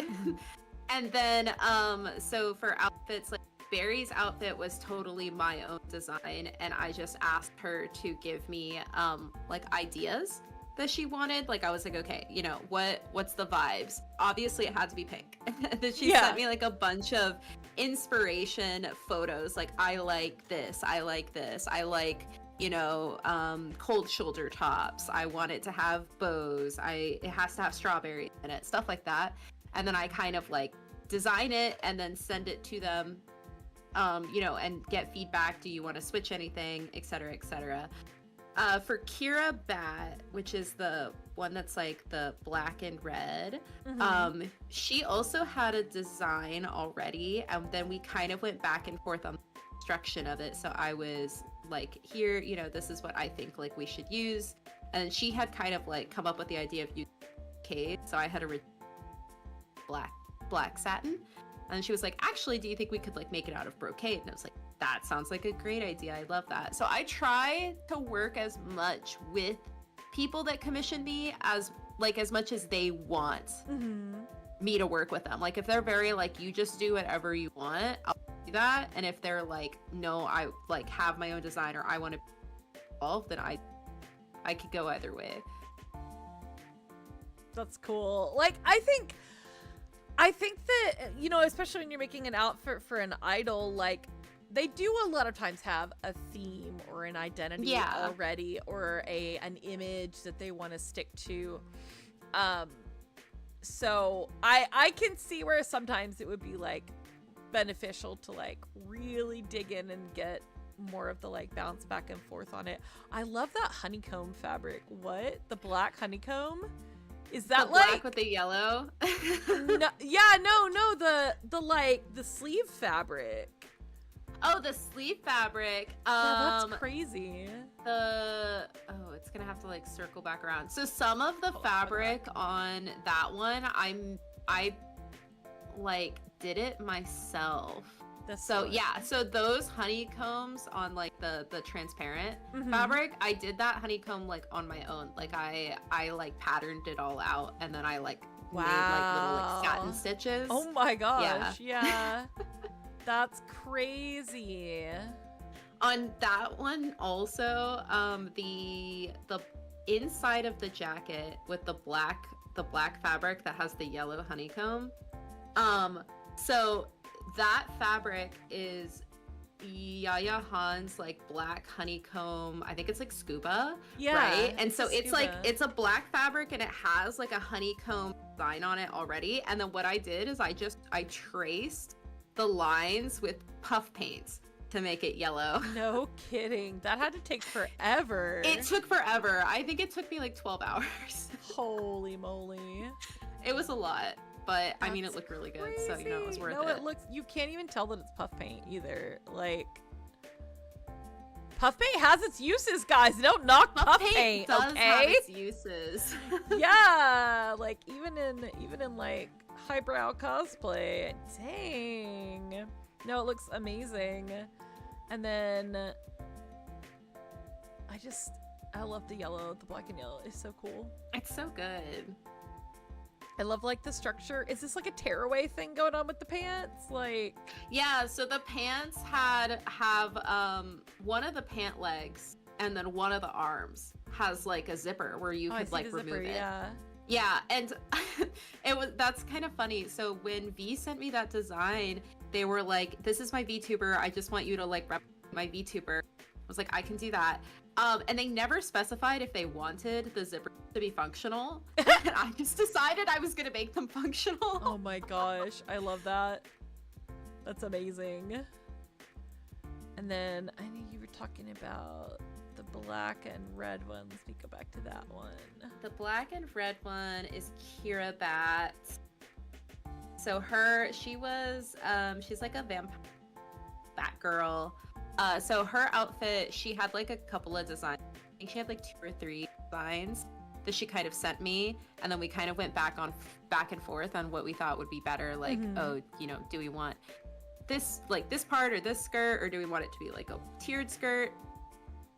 All of those things. And then you know, we went back and forth with fabric. All of the parts that are brocade, like that was all her idea. I love the idea of making brocade, so we did that. Yeah, I love it. Is that like 2 layers of ruffles at the bottom, or is that like one trim? It's one trim that has like 2 layers of ruffles. Yeah, I love that. I used something kind of similar to that on something, and I was like, I love doing that. There's your chiffon over your sequins. Yeah, that's the sequin with the chiffon. Yeah. I love this center part here, which I've seen on a couple of your designs. You just like doing the center with the princess scenes. I really like the center. Like, I feel like everybody has their thing that they, you know, you're kind of talking. Every sewist has like their thing that they like doing a lot, and that they become like kind of known for. And I feel like when I look, and then like my friends have said it too. They're like, we can tell when it's something that you find because they just have certain elements to them that are the same. And I feel like I always like center bit. Hey, if it works, it works. It works. I don't know. I think it's really cute. Yeah, it is cute. It is, and it's like. That's your little, like, the hallmark of your work. It's like my iconic thing. Yeah. Like, look at that. It's so cute. And I love the, like, asymmetry of the skirt. That, I don't know if it's an illusion of asymmetry, but, like, where it has, like, the satin ruffle on the one side and then the tulle ruffles on the other side. Yeah. It has, like the tulle ruffle, and then it's got, like, the satin ruffle. Yeah. That was really fun. Nice. And look, horsehair braid. And horsehair braid. I think that was one of the things like Barry told me that she liked, like when we were talking about it, and she sent me inspiration. She was like, I really like asymmetrical design. I really like side ruffle skirt things. Like I can do side ruffle skirt. Yeah, definitely.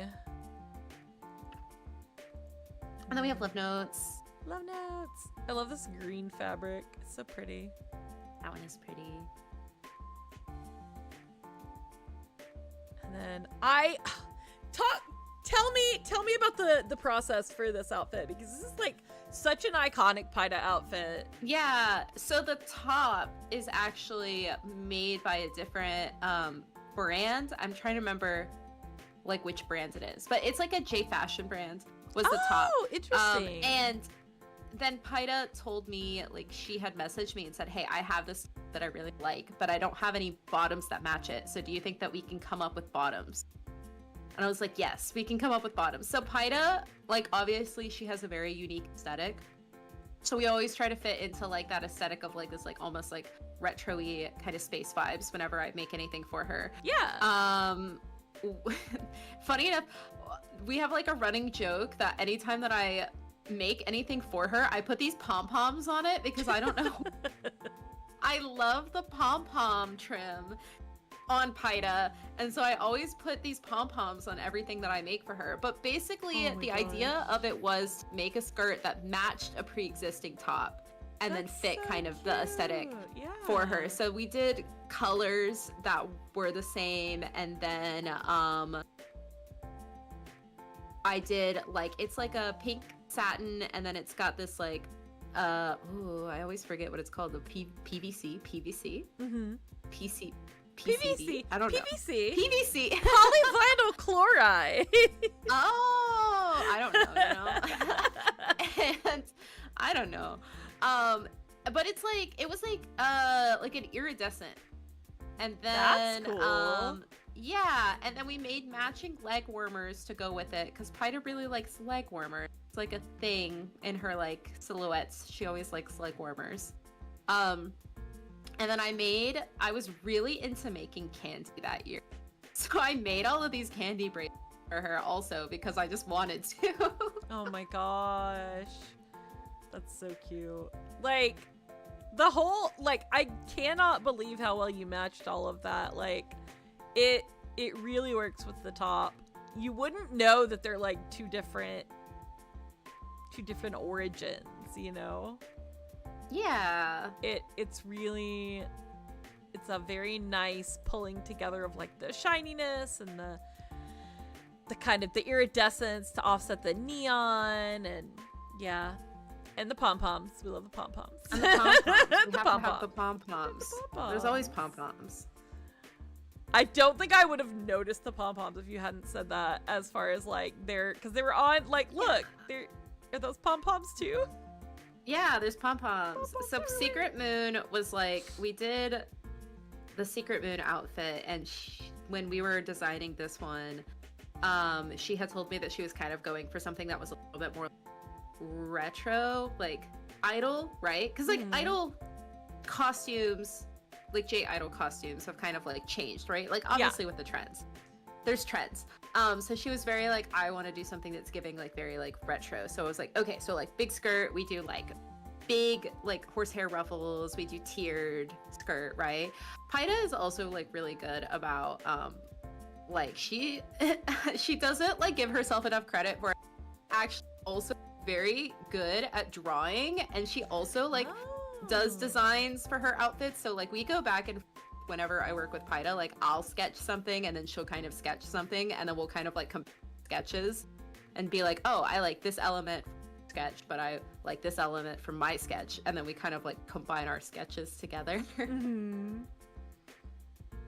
So do you remember like how the process went on this one, or was it like just a lot of like we were very back and forth on this one actually when we were making this one? Like she had ideas for it, and then I had like a very different idea, and we ended up, you know, combining it. Sometimes like we get things right like the first time, like the first couple of like the first sketch, we're like, yeah, that's it. But I think this time we went back and forth like 4 or 5 times on what we wanted, because I think we just had different ideas of what we wanted when it came to like retro. But obviously like at the end of the day, it's Paida's outfit, so I'm like, you know, you do whatever you want. I'm just gonna like give you my recommendations. Yeah, we should do, but like I'll make whatever you because it's your outfit. I want you to be happy. Exactly. Yeah. Yeah, but we did like the purple, and then we were like big skirt, big ruffles, like multiple tiers, like trying to give like as retro on it. And then also like pastels, because the idea for this one was, because it was for her Secret Moon MV, that she wanted it to be like how the moon has different colors. Like how sometimes the moon is like one color and sometimes it's kind of like the idea that we were going. So very like soft pastels, because the song is very like soft. But then like having the different colors. Yeah. And the blue and the yellow. And then purple is kind of like Paida's just like color. Right. At least I always put her in purple. Like anything I make for her, I'm always like so purple. You're like, so about that. Purple this time. Yes, it's always purple. That's so good. That's so good. No, I love it. Let me see what else is in here. Oh, these, yes. A Haruhi outfit. The Haruhi outfit. Yeah. They're so cute. And then this. And then those are the no brand girls brand outfits. I was talking about the sequin.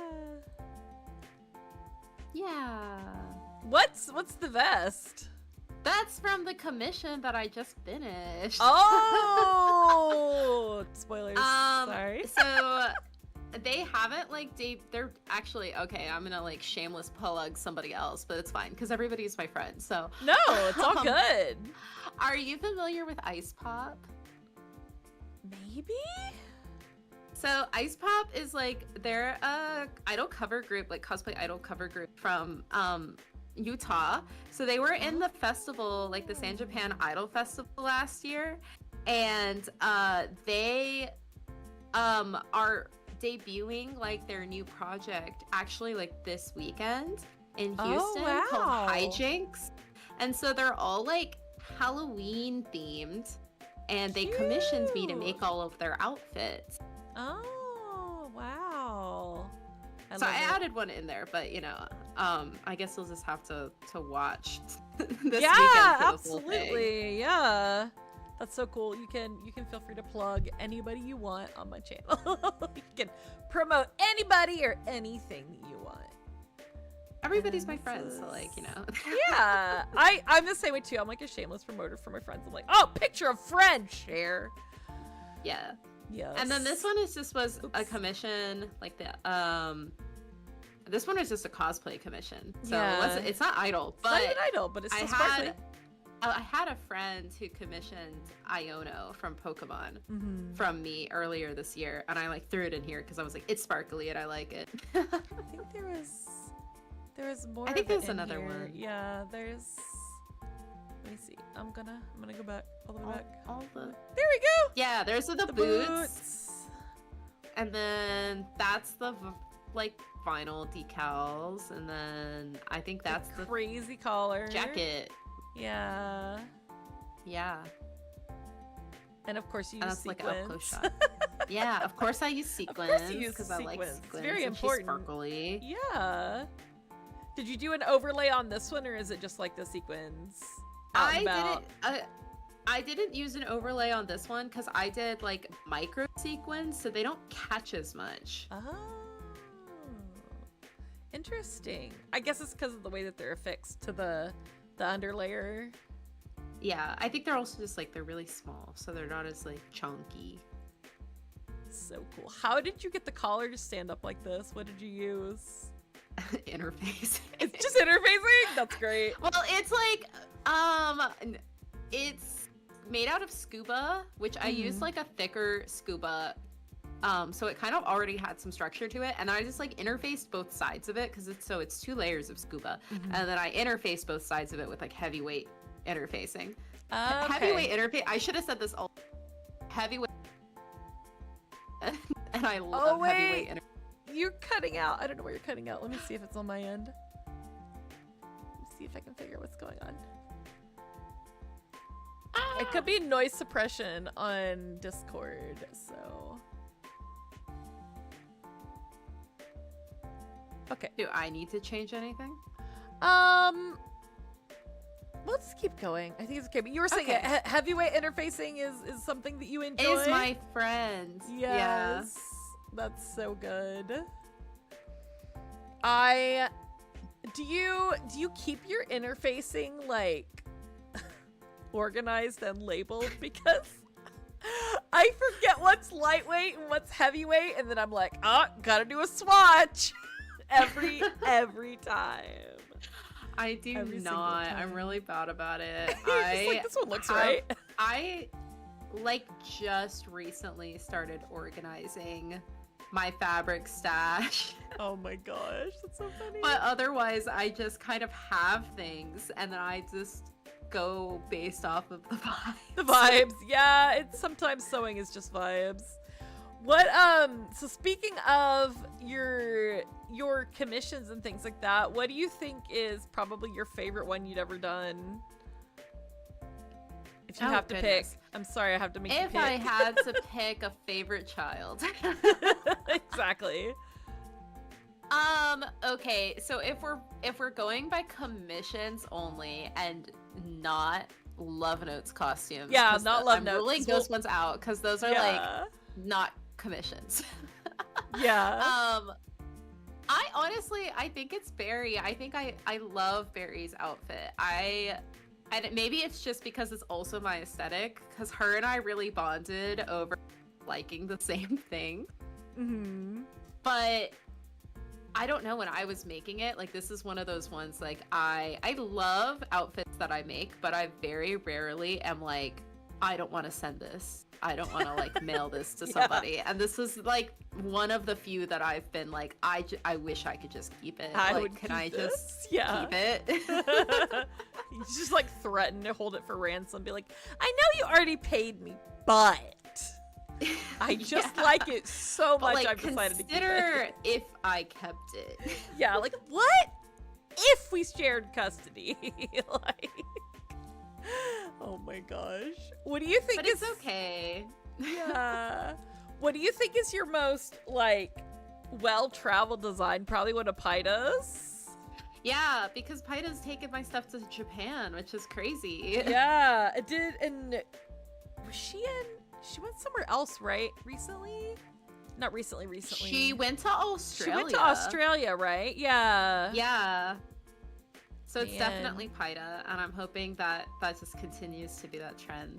Yeah, that's so cool. Like, getting to see your outfit on different continents, kind of cool, actually. It's crazy. That's kinda like, cool, actually. I love seeing, and honestly, I think this is like one of my biggest joys in life is just seeing other people get to wear my costumes, like the things that I make, because it's just like, I don't know, when I see videos or like Instagram reels or photos of idols wearing the costumes that I have made, like on stage, it just brings me so much joy. It's like, this is what it was about. Like, this is the whole reason that I did this. Yeah.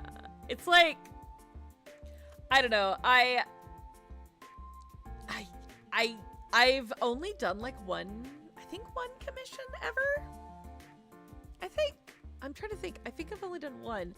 And then the person like gave me the wrong measurements on purpose because they were like, well, I wanted it to have a little room. And I was like, that's not how you do a commission. You don't give me the wrong measurements on purpose. Like, please. So I never did one again after that because I was just like, no, absolutely not going through that again. Do you end up like doing a lot of it like long distance, like just via measurements and stuff like that, or do you get to have fittings? Or it depends. So for obviously when I do Love Notes, I do fittings because I get to see them. Yeah. And then Paida and I do fittings, and then also like I'll do alterations for Paida just because like I'm able to see her more often. Obviously I also do alterations for Love Notes as well, but a lot of the times with people that are out of state, they just send me their measurements, and I have like detailed like measurement chart that I send out where I'm like, you have to tell me like every single like inch. Yeah. So I could figure out exactly like, do you have a short torso? Do you have a long torso? Things like that. Yeah. Because those are hard to tell just based off of like photos. Mm-hmm. Like I remember when I was sewing for Barry, she was telling me, she's like, you know, I'm a little thick. in the ass department. I'm like, okay, that's fine. I can work with that. Like, I'm glad you told me, but like, I can definitely work with that. It's not an issue.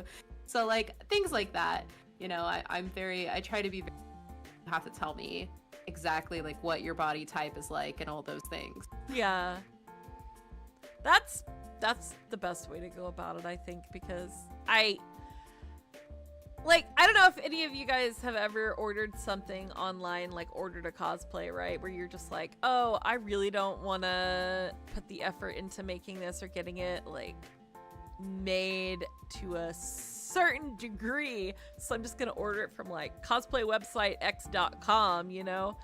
And like it comes in and it's just no. Even if you could get it custom sized, just no. It's just not. Because they don't, even if you send them detailed measurements, they don't really work off of them as well, I think, because they're not equipped to really go in there and do it, which is why there's so much value. And like, guys, please, if you commission somebody for a cosplay, an idol costume, anything like that, like, pay them, pay them well, tip them afterwards. Like, it's like any other art form, and there's the 3D element, right? And the fact that they're making it to fit someone that's not sitting right in front of them is like, I don't know, tip your waiter, you know? Like, tip your waiters. It's just remarkable. I think it's really cool that you can do it, like, and fittings are the only way that I'll help people with cosplays now, as I'm like, you want my help with any like patterning, designing, whatever, we will physically be in my presence. We will figure it out together. Do you let me do this. I think that's all of my cosplay related questions. I want to talk about I want to talk shop, right? I want to talk organizing. Of course I do. But I also want to talk a little bit now. Spoiler, guys, I'm trying to get all of Love Notes on here at some point. Okay. Yes. So I'm trying to get everybody on here together. So we're not going to talk too much about like Love Notes adjacent stuff. But is there any like you personally as an idol? Like, what inspires you as an idol? What makes you want to be an idol? Honestly, like a lot of it is just because I have fun. Which that's is, fair. You know, that's fair. But I think it's like meeting people too. Like, I love the community that has been built and just getting to meet all kinds of different people. And I'm, you know, I said it multiple times now, I'm a very like everybody is my friend kind of person. And I think I think largely that's because I am an extrovert. But I love meeting different people and getting to connect with different people over, you know, shared common interests. And I like performing and then getting the experience of like having people come over after and talk about like, oh my gosh, you know, like you inspired me to do this, or I never like, you know, heard that song before and I like it so much, where can I like listen to it? Or I never, especially like as a cosplay idol, you know, because we're cosplaying from different series, getting a lot of people that are like, I didn't know what this show was, I never heard of this before, and this seems so cool, like I want to learn about it now. And I don't know, like all of that is just very validating. And I have a fun time performing. I used to be in marching band, and I think like after doing marching band, I'm just like, I like being a part of a team also, and like having like a shared common interest too. So like putting on the show and getting to do that is also very like fun for me. Yeah. Do you prefer performing or organizing? That's a big one. Oh, that's so hard. Yeah. I don't know. Like, I think I love performing and I love organizing, but there's something special about organizing, because I think it's like, I think when I organize something, I know like the good feelings that I get like whenever I perform, and then I get to know that other people get to feel that way because of something that I put on for them. Yeah, that's fair. Yeah. That's fair. For me, organizing is stressful. The end result is worth it, right? Like the end result, no matter how many hours I put into it, no matter how much I have just like died trying to do whatever it is, right? You know, it's worth it. But it is like, I think people underestimate how much work goes into organizing something, especially for a con, especially for a larger convention. Like, it is a lot of work. It is a lot of work, and it is not paid for the most part. It is out of the goodness of our black little hearts, our rotten corpses after the con, you know, but from lack of sleep. But it's just like, it is rewarding. It's really, really rewarding to get to see, like, I do cosplay contests. For those of you who don't know this about me, I organize cosplay contests, and I have done it as being the person in charge, and I have done it as being not the person in charge, just very close to the person in charge, and I highly, highly, highly prefer not being in charge. I like being like the worker bee a little bit. I like kind of being behind the scenes and making it, doing the big heavy lifting so that they can do the stuff on site, basically like doing all the pre-work. But I guess I'm just gonna jump topics here. You recently had to do a whole lot of heavy lifting for a con. Do you wanna talk about San Japan's Idol Festival? We can talk about San Japan. Yeah, my baby. Yeah, let me just whoop. Here's the logos. Woo, logos. So this was you guys recently announced the lineup. Yes. And day and time for the performance, so everybody knows. Okay. So it's Saturday at San Japan, which I think is August 30th. I think the con is like August 29th through the 31st or something like that. The calendar this real year. Quick. I'm pretty sure it's Labor Day weekend. Yeah, it's so the 30th. Whichever weekend Saturday. that is. Yeah. So the 30th, August, Saturday of San Japan at 11 a.m. in the 4th floor ballroom. It's called the Texas Ballroom in the Grand Hyatt. So it's in the Hyatt like side of the programming. That like big ballroom. Which we love. We love that ballroom. I want to stay there all the time. Yeah, it's very exciting. But yeah, 11 a.m. to 1 p.m. And then I think we're doing meet and greet at 1:30 afterwards. Yes. Okay. So now you guys know where to watch it. You did put up the announcement on the SJ Idol Fest Instagram with all of the acts that are going to be performing, all the idol groups. Yeah, highly anticipated. Do you want to talk a little bit about, like, I don't know how much people want to see how the sausage gets made, so to speak, right? Like the nitty gritty behind the scenes stuff, but I would love it if you wouldn't mind sharing like some insight into how do you pick? Like, how do you choose? What kind of things are you looking for? Knowing that could be different for different shows. Some of them are themed, you know, some of them have like different criteria, but like what are some things that you think people like don't know about kind of the background process of putting together an idol festival? So it's really hard. Yeah. That's what I'll say. To pick people is so difficult. So this year we had 64 applications and we only have 9 spots available, right? So a lot of the time, a lot of the applicants are really good and we have to narrow it down to a select number of acts. And it's really difficult to make that choice.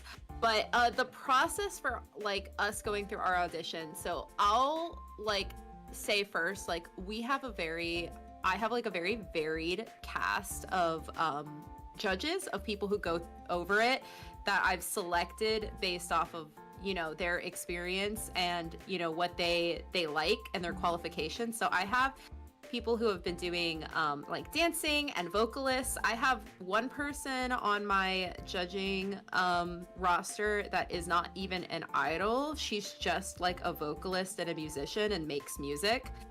So I try to have as many people like judge the auditions as possible that have varying opinions, because I know that like I'm gonna have my opinions, but other people are gonna have other opinions, right? Also, so I'll say that first, and then because it's like not all me picking, Right. but we go through it, and there's a lot of things that we look for. So there's obviously like the quality of the audition, right? And then there's also like we're looking at like, is this person like out of state or are they in state? We're looking at like how detailed was their application, right? So that we know like exactly what we're gonna do the show, because we want the show to be as entertaining as possible for the audience. So obviously like there's a performance on the line for the idols, but also the show has to be entertaining for the audience people, right? Yeah. And so we look at those things as well to try to like make sure that it's varied enough. So, you know, we all love cosplay idols, but we have to pick like other idols as well, like vocalists. And then even with among like, I don't want to have like 5 acts that are all Love Live, right? Because that could be boring for the audience members. And so we also look at like, what are they submitting? Like, what are their concepts? So we can have like a cast of varied concepts also. So like, you know, trying to accept like a boy idol group, try to accept a Vocaloid idol group, try to accept like a Love Live group, etc., right? And so the more detailed audition forms are of like what your concept is, that also helps us decide you know, what it is. And sometimes for people that aren't cosplay idols, that could be difficult, because if you're just like an original concept idol, but then, you know, we go based off of the vibes.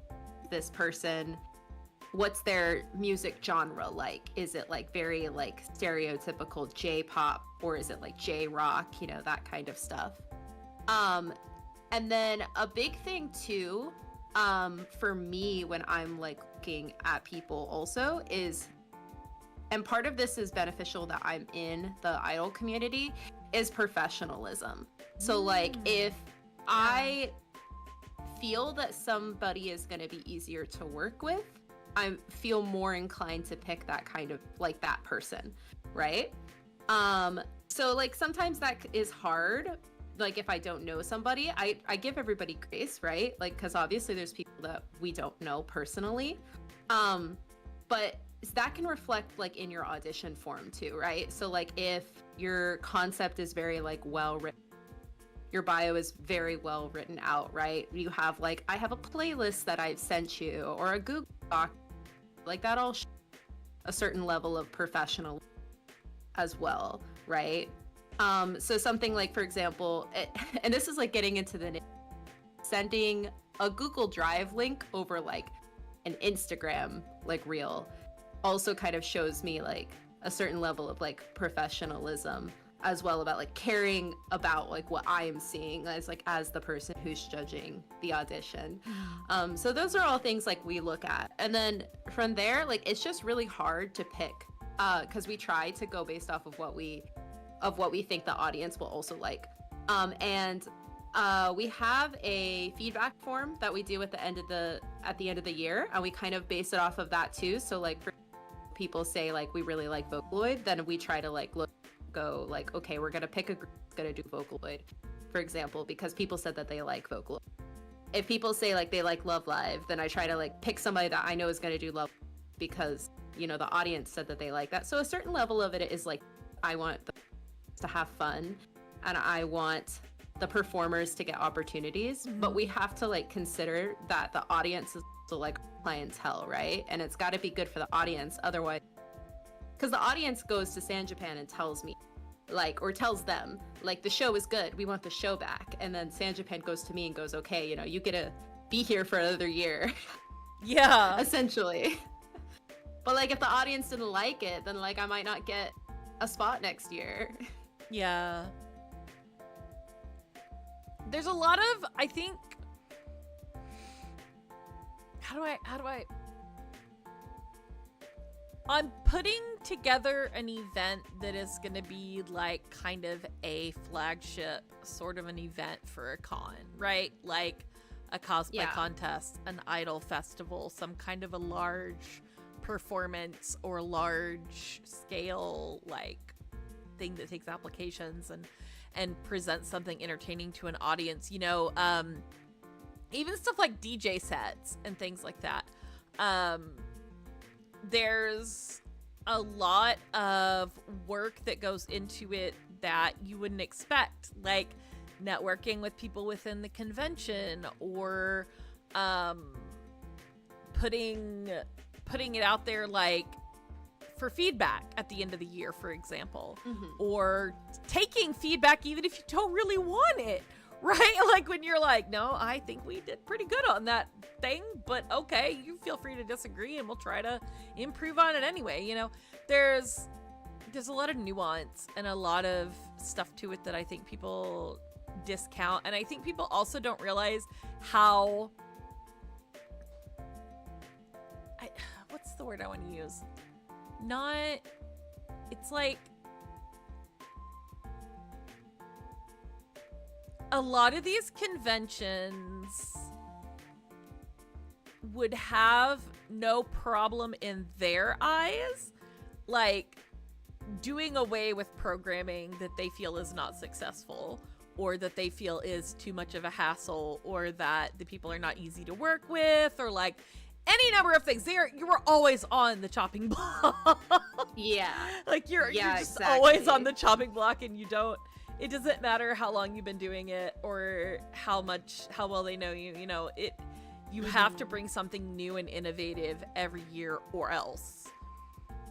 Yeah, kind of. Exactly. Yeah. That's also like why I always tell people, like, if you like programming at a convention, it is so important to give that convention like that level of feedback. Like it might seem like it's very nuanced, like, oh, you know, like obviously I like panel, obviously I like cosplay tests, but like when you're in the inner workings of like how the convention works, they don't inherently know that. Like they need people to tell them that. So like it is so important, like as an attendee, if you like a certain thing of programming, like tell the convention that, because that's how you get that programming come back every single year.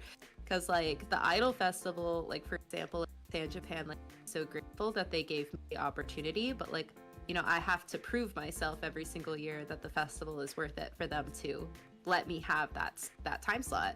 Yeah, it's a valuable time slot. It's a valuable piece of real estate as part of the footprint of the con. Like, it's a big deal, and I think that there are people out there probably not watching this stream that don't necessarily value idols and idol festivals and the contributions that they bring to conventions.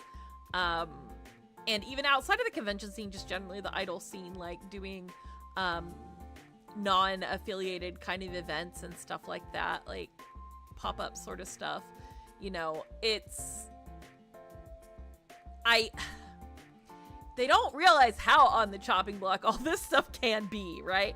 And it's so, like you said, it's very, very important that you remember that the people at the top of the convention are not experts in every single area of fandom, right? They're not experts in like not.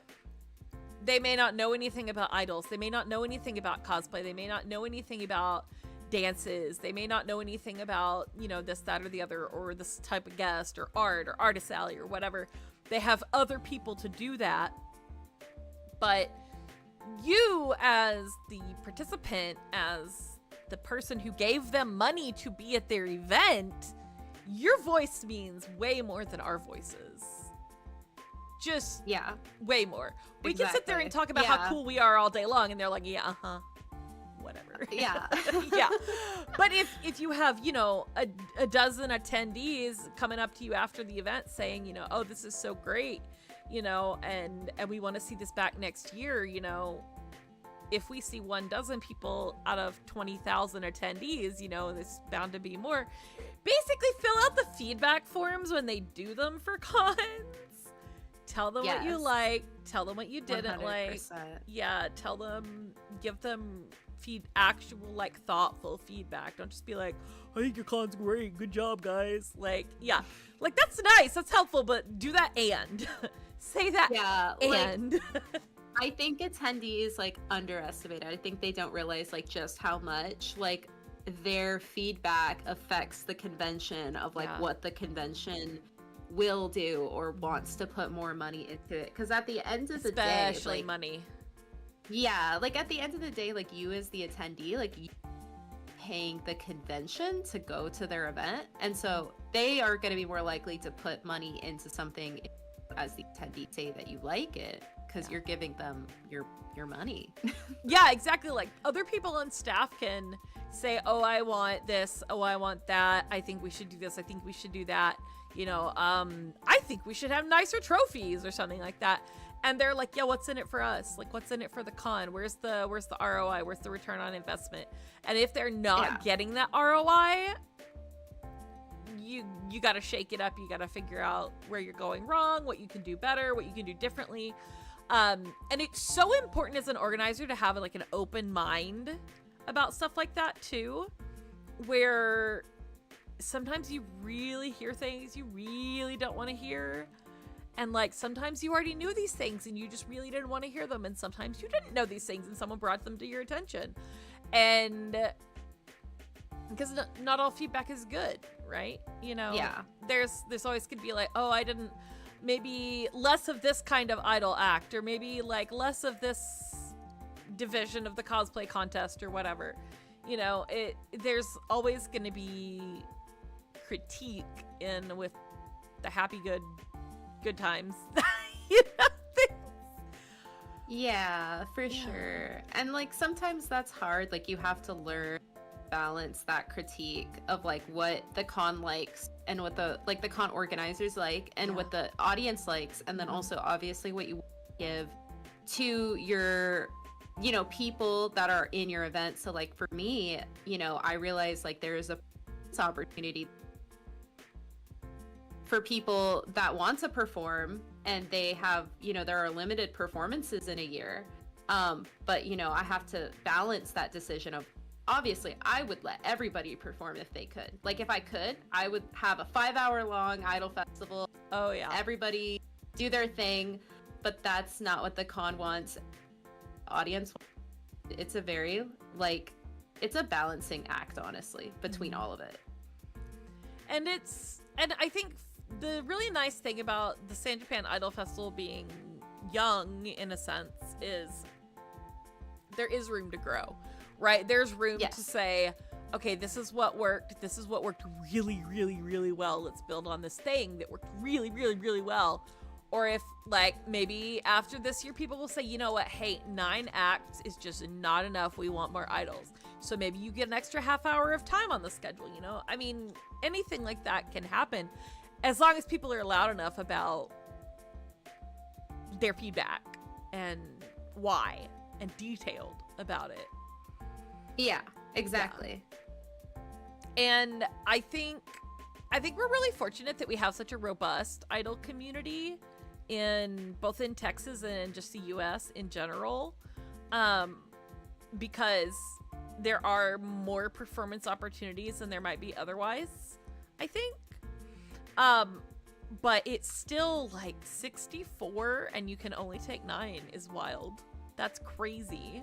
It is. And it's like, obviously, so I would take so many more people if I had the ability to do so. But, yeah. You know, but again, like you said, if more people say, hey, 2.5 hour long festival, San Japan, you know, if the audience says that, then, like, maybe I get that, and then maybe we get more idols. Yeah, exactly. So basically what we're saying is, once again, guys, give them feedback, tell them what you like, tell them what you want to see more of every time, every year. Always do it. Make it easy on make it easy on your organizers, please. help us help you. Help us help you. Yeah. Do you like we're here, we want to like put on a good show for you, so you have to like, you know, help us. Yeah, exactly. Like, we need to know what is a good show to you, because what we think is a good show to us is going to be based on our personal preferences too, in a sense, you know, our personal preferences, our biases, our favorite things, you know. So, you know, person A out there might be like, I want 9 Love Live performers, like, and then person B out there is like, the person B is me. Person B is saying, I want 9 Idol Boy groups. Like, no, I'm just kidding. Yeah. I love all idols, but you know, it's like, be reasonable, guys. But if you come in and you do say, hey, I'd like to see more boy idols, I'd like to see more girl idols, I'd like to see more vocalists, I'd like to see more original idols, I'd like to see more K-pop or whatever, you know. So yes, exactly. Just put it out there. It's only gonna help. It's only gonna help, especially when a program is like younger and growing, and the convention is learning what its audience wants. Because I mean, while that does change, like, can even shift substantially year to year, overall the vibe of the con tends to stay the same, right? And there are a lot of repeat attendees for a good con and things like that. So, you know, it can only help when you give that kind of constructive information and say, hey, here's what I like, here's what I didn't like, etc., etc. So, speaking of all this organizing, I'm gonna ask you the craziest question, because we actually talked about this a little bit, but how many, just guess for me here, how many hours of work do you think you put in pre-convention before you even step foot on the doorstep of the convention center? How many hours do you think you put in? I know this will be an estimate, because I know neither one of us is clocking this time that we're not paid for. I know. So. I'm like, I'm trying to clock it. I'm like trying to be better about logging my exact hours that I do, and then I just find myself like working on it passively. I'm like, oh shoot, I did not log that like hour that I like spent doing stuff. Oh my gosh, honestly, it's like probably like 50 plus hours that I work on stuff before the convention, because it's like meeting with staff members, because I have an amazing staff team. I love them so much, and they help me so much. And, you know, we have lots of meetings, and then there's obviously, you know, going through the auditions, but then there's just other work that people, I think, you know, are not aware of, like, is happening or organizing social media posts and making sure everybody submits their files and going MP3s and making sure that they're quality. Like, I see the show, like I watch the full show like multiple times before it actually happens, because I have to watch back everybody's video and make sure that it looks good and it, like, the audio is correct and everything, that like all of that happens beforehand. And then it's like or I think you said it earlier that a lot of people don't recognize like how much work you have to do with talking with other people. And there's like so much work that we have to do, like talking to AV and being like, okay, you know, what are the stage dimensions? What's the screen resolution? Am I gonna have, you know, these speakers? Or talking with programming and being like, okay, we're confirming this time slot, right? And we're confirming that this is how many tables we need, how many chairs, things like that. Yeah, it's a lot of like, I don't even want to say little stuff, but it's a lot of things that add up fairly quickly.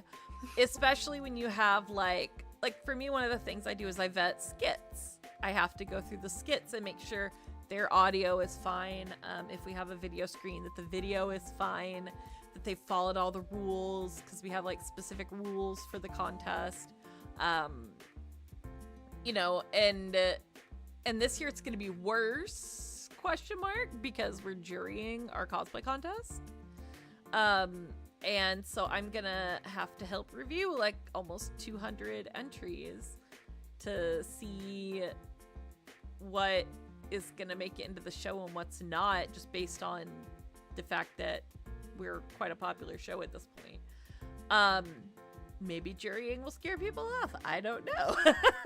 Who knows? Who knows? This is new uncharted territory for us. So we're gonna try really hard to make it be good. But do you have speaking of like the pre-work too, do you have any like tips for people that are either auditioning? Well, let's start first with auditioning. Do you have any tips for people that are auditioning? I know you've already talked about like be professional, be detailed, but anything else, like have a strong concept or anything like that? Like what? Yeah. Having like the stronger concept that you can have is like better. Honestly, my biggest piece of advice is like if you are submitting for an event, like any event, but like idol festivals, take your time with your audition. Like it's not a race.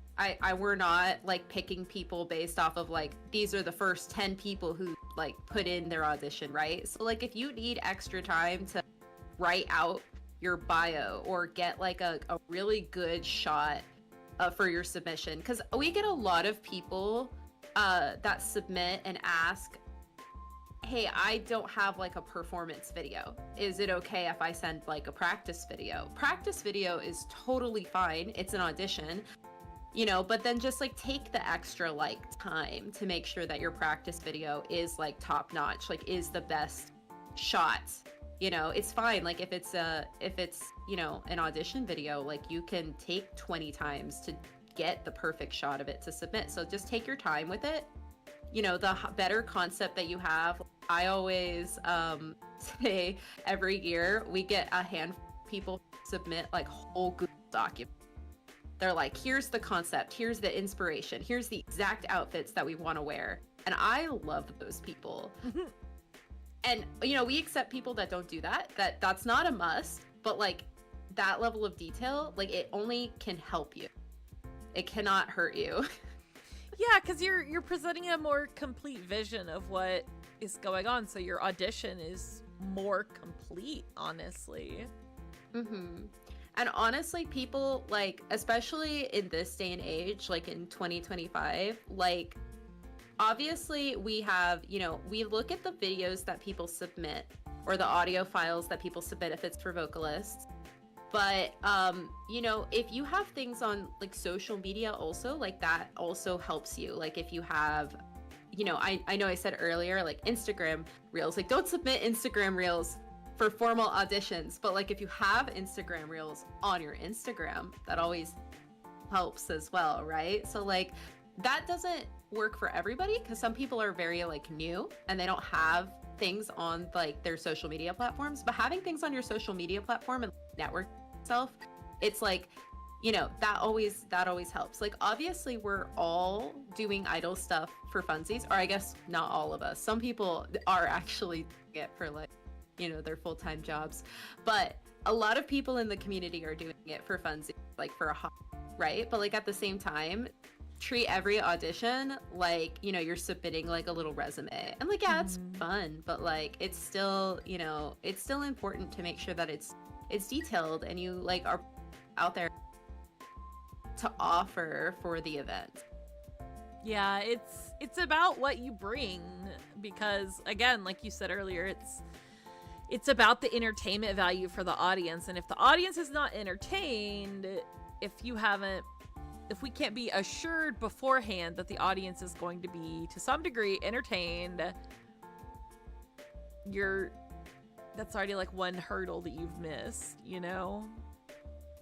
And it's not that you're not entertaining, it's that your presentation maybe not as convincing. Yeah. And I think like that's such a good point too. It's like there are so many auditions that we get where I'm like, you know, these are fantastic auditions, and it's not that you are not entertaining, but sometimes it's like, I need you to sell it to me, right? Yeah, that's true. I mean, it's like if somebody comes in with the exact same thing as you, but their vision and their presentation is a little more complete, everything else being equal, you know, who's gonna pass and who's gonna not pass go. And that's, I mean, that's the way it is with any audition of any kind, really. You gotta put something out there that's the most complete and stand out kind of thing that you possibly can, I think. Mm-hmm.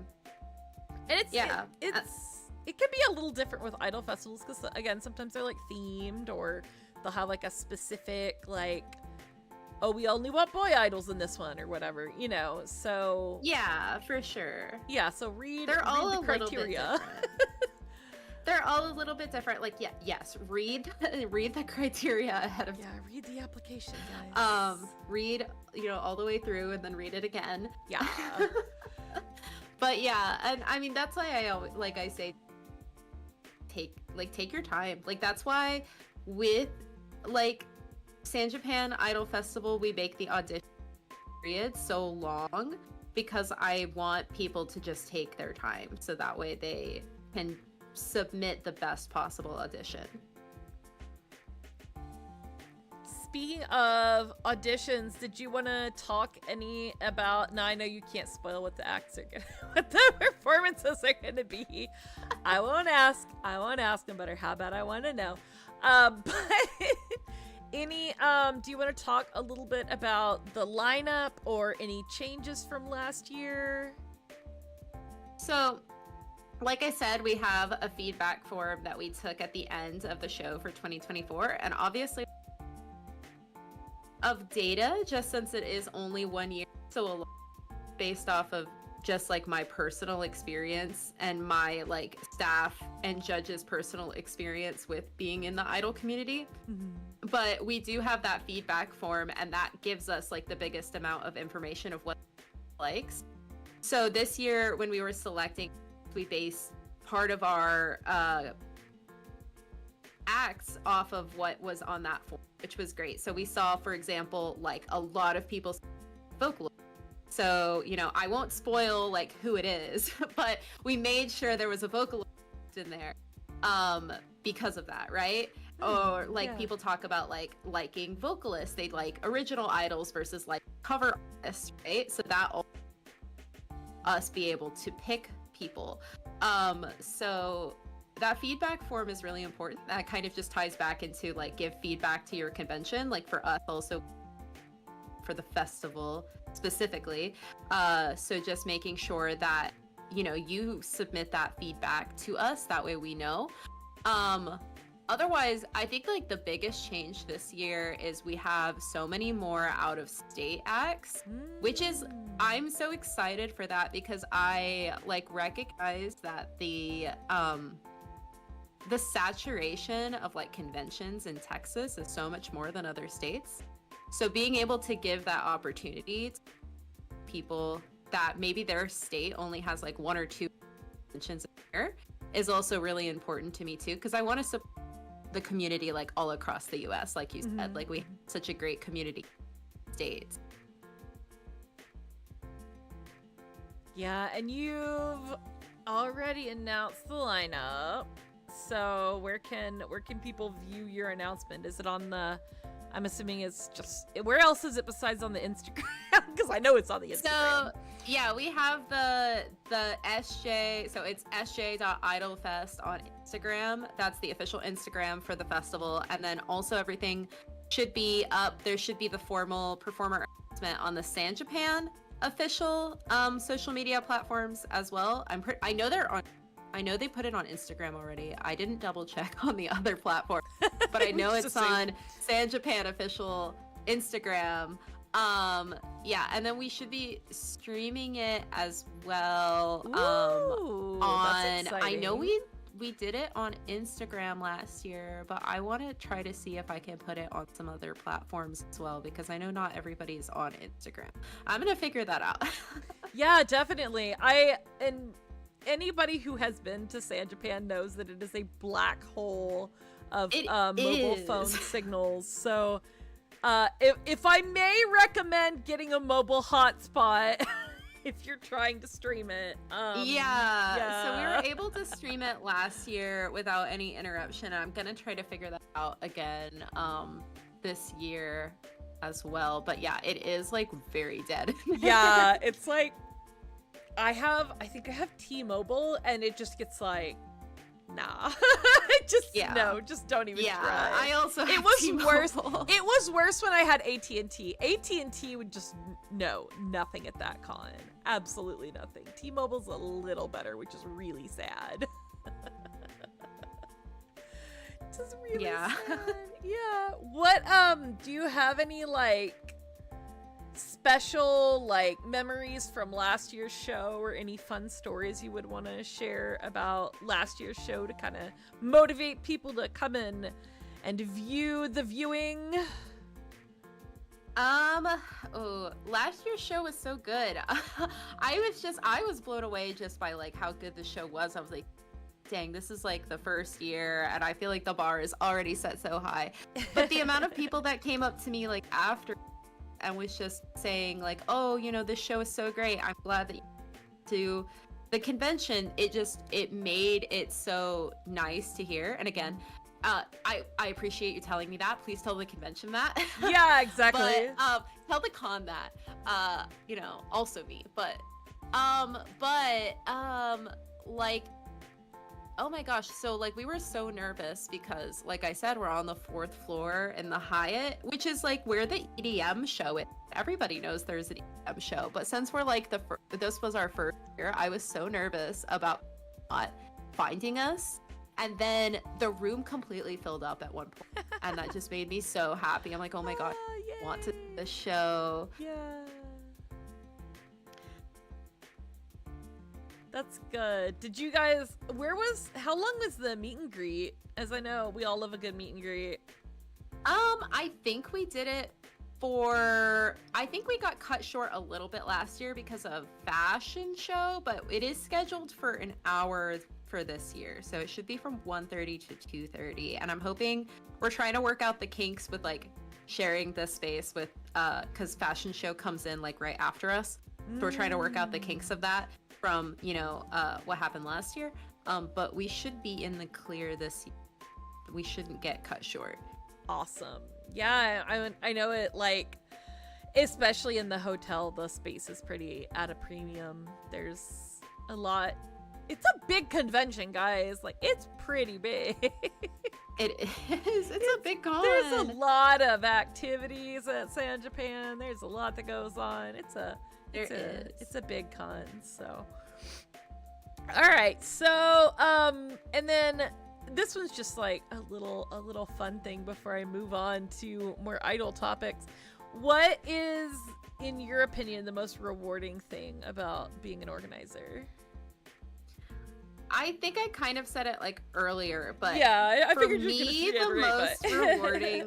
most rewarding thing for me is getting to see like other people experience the feeling that I know I feel getting to perform, right? So obviously as a performer myself, I know I feel after I perform, and then when I get to organize an event and it works out and everything is great, I see, you know, that like joy and the glow on like the performers when they get to perform and how happy it makes them, and that makes it worth it for me. And then also, you know, audience people talking about like, oh my gosh, I didn't know idols, this was my first idol show or something, and that also makes me happy. But that's also like why I really try really hard, me and the staff, to make the show like as smooth and organized as possible, so that way we can focus on like, or the performers at least can focus just on the good vibes, right? Yeah. So you know, I'm slaving away over here, we're all doing so much work so that way the performers can just have fun, and it's great. Yeah, because I think if you've never performed on a stage in front of people before, even if you've gone to idol festivals, or you've gone to cosplay contests, or you've gone to other performance-oriented things, like, if you've never done it yourself, I think it's very easy to underestimate how terrifying it can be to get up there. So that's why we do want you to cheer really loud and bring your light sticks and, you know, support everybody as loudly and as excitedly as you can. because Yes. for every like 5 natural performers up there, there's a couple that have like mortifying stage fright and they're just doing this because like it's what they love to do and they're just, you know, guess we got to do it up here. You know. So Yeah. I mean, the you'd less be surprised pressure.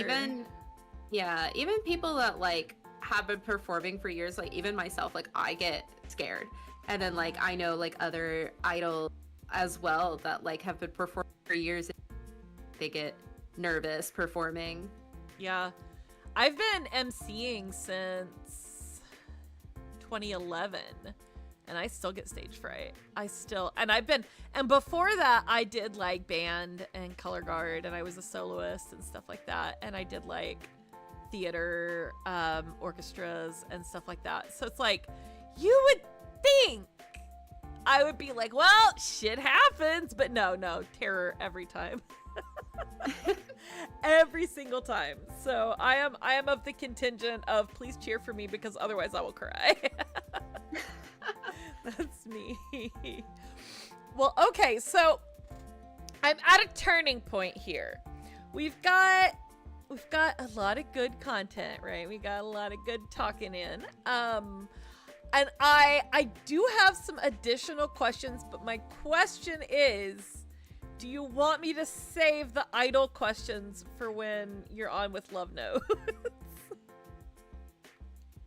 Probably. I feel like that'd be fun to do because obviously, Yeah, like, so I don't want to much make of you like my- repeat yourself. Yeah, well, so much of my idol experience is with Love Notes, right? Yeah. Because I've never done solo.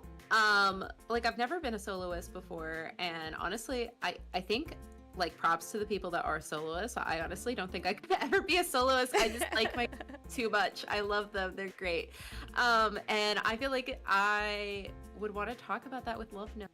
They're Okay. on, and we're all going to be on. I will save Eventually. those 2 sections of notes just for that then. Well, doesn't that make that stream that much easier for me? I guess I could, well...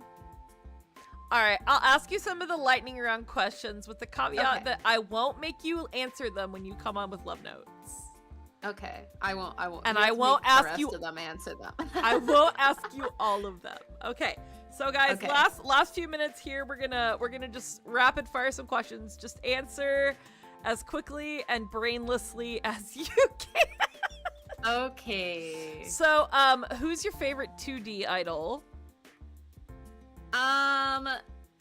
Probably Nico from like OG knew like that. Love Live because she was the first one I played. I love her. I knew that about you. I knew that about you. Yes, I you knew don't this even know about why me. I asked. I don't. Everybody's like, that's the Nico That's the cosplayer. Nico cosplayer, yeah. My first clip on this channel is me saying Nico, Nico, Ni. That's all I have to say. Yes. Yes. Who is your favorite 3D idol? Oh my gosh, I don't know. I'm allowed to say like does it have to be J-pop idol? No, actually, I will allow you to have any idol you like. Okay, my like favorite idol and like inspiration honestly is Sana from Twice. She's so cute and I love her so much. Oh my and gosh. I wish I was her. I don't think you can do that, but okay. I know. But, like, you know. No, but, like, no, what if I could? no doppelgangers in here. All right. What's your favorite idol or Vocaloid song? What's my favorite idol or Vocaloid song? I won't hold you to this one. Okay, there's another song that has like the same name, so I'm like mixed up, but like Beyond the Bottom by Wake Up Girls is like one of my all-time favorites. Oh, that's out there. I like that. Okay. K-pop or J-pop? That's all you asked me to choose. I like both. Okay. K-pop dances or J-pop dances? How's that? Is that probably better? J-pop J-pop. dances. They're different. People don't realize how like different they are. They're but very different. they're very different, especially if you're like me and you're from like early O's, like idol JP idoldom, and you're like, oh, this is so different. Yeah, it is. So it's very different. And you've got some of the J-pop groups that like are more K-pop-ish. Yes. But a lot of the ones that are more like the anime idols and stuff like that are very distinctive. Yeah, it's a very different style. Yeah, it's very different. Okay, what is your greatest strength as an idol? I think that probably Sorry. I think that I like talking with people, and I feel like it's very easy for me to connect with other people, like when we're talking at meets and other, and even other idols, but like especially just like when we get to people who watch us and have seen us, like I feel like it's very easy for me to talk to them and connect with them because I'm a very, like I've like multiple times now, like everybody is my friend. Yes. Kind of person. Yeah. All right. What would your childhood self think about you being an idol? Okay, like what age childhood are we talking about? Pick one. Maybe like, I don't know, like 10 years old or younger. Oh my gosh. Okay, so this may be like shocking. Like 10-year-old me was a tomboy. And so I feel like 10-year-old me would be like, why are you wearing pink? Why are you wearing girly frilly things? What's wrong with you? That's cute. I like that. I like that. Your 10-year-old self is judging you so hard right now. Yes. Like, get those frilly things out of here. All right, what do you want people to remember most about you? I think this goes like in two directions. So like in terms of like fan base, I want people to recognize me or like remember me as just being like a friendly face, and I feel like I try to connect with people and be friendly. And then just like otherwise, like I guess professionally, like I've always made it a try to be as professional as possible. Like my goal has always been like every con person that I've ever worked with, I want to be the easiest person that you have ever worked with. Yeah. That's fair. That's very fair, because that's hard to come by. All right. What would you wake up as in an isekai? I just want to be the little old lady who lives in the cottage in the woods, and I just have like fluffy cows. That's fair. Leave me alone. Don't talk to me. Leave me and my cattle alone. You heard it here first, guys. All right. Do you prefer dinosaurs with scales or dinosaurs with feathers? I think dinosaurs with feathers is cool because I feel like, birds, we know that birds are like related to dinosaurs, and I feel like it probably makes more sense that dinosaurs had feathers than we're just like weird reptiles. I think you're right. I think you got a good point there. Okay. My favorite question, would you rather fight one bear-sized goose or two goose-sized bears? One bear-sized terrifying. Geese are terrifying. See, people are like, this is a dumb question. I'm like, have you ever been around an angry goose? Have you ever been chased by a goose? Have you ever been chased by a goose? Yeah, probably. I have. It's scary. It's scary. Probably two goose-sized bears because like geese are probably more well, okay, bears are scary, but I think like the scariest part about bears is their size. So I feel like bears are pretty big. If a bear was smaller, it would just be like a big cat.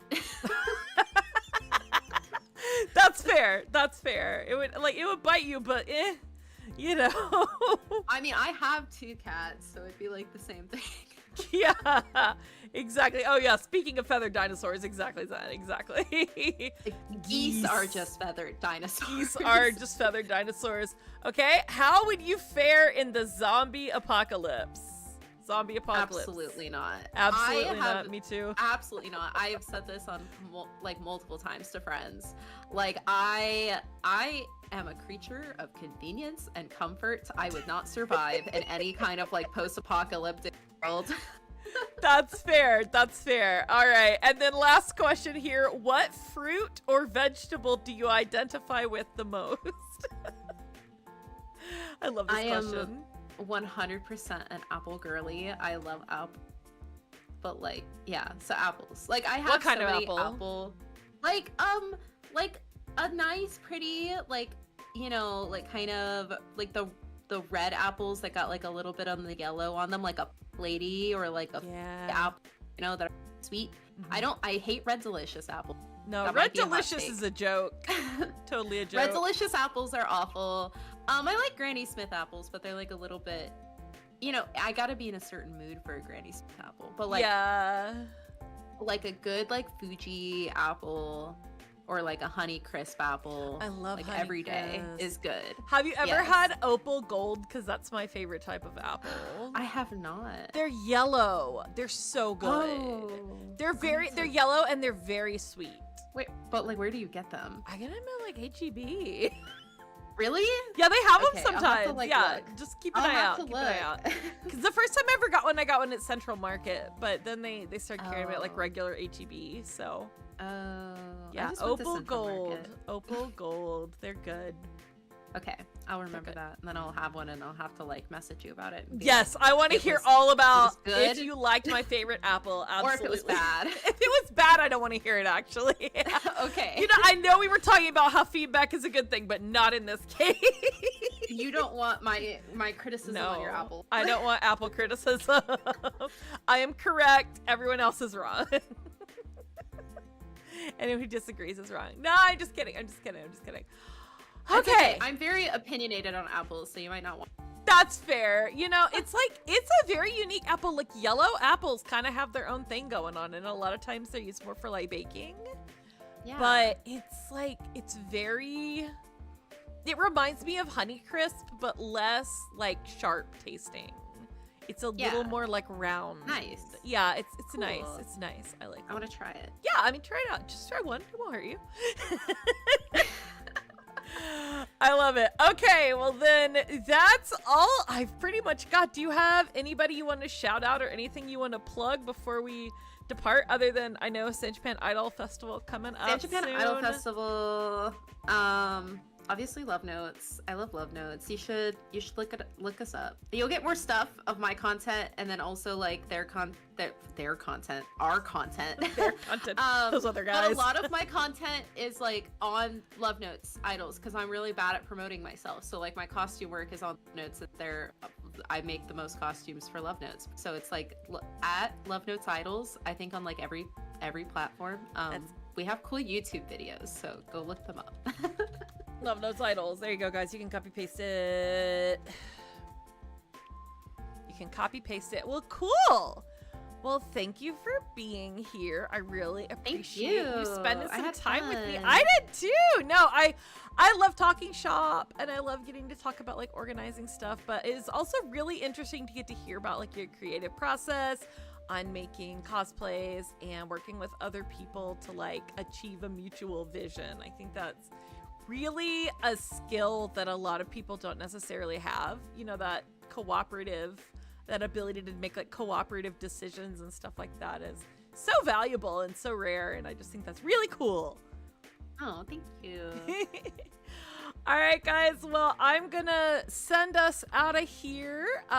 But if anybody check the pinned again, go follow Kat on Instagram, TikTok, and check out the card for comms if you want to go do a commission whenever they're open. Thank you guys for being here, and I'll be back tomorrow because I have a problem. More Great Ace Attorney tomorrow, guys. Woo. All right. Good night, everybody. Bye-bye. Bye.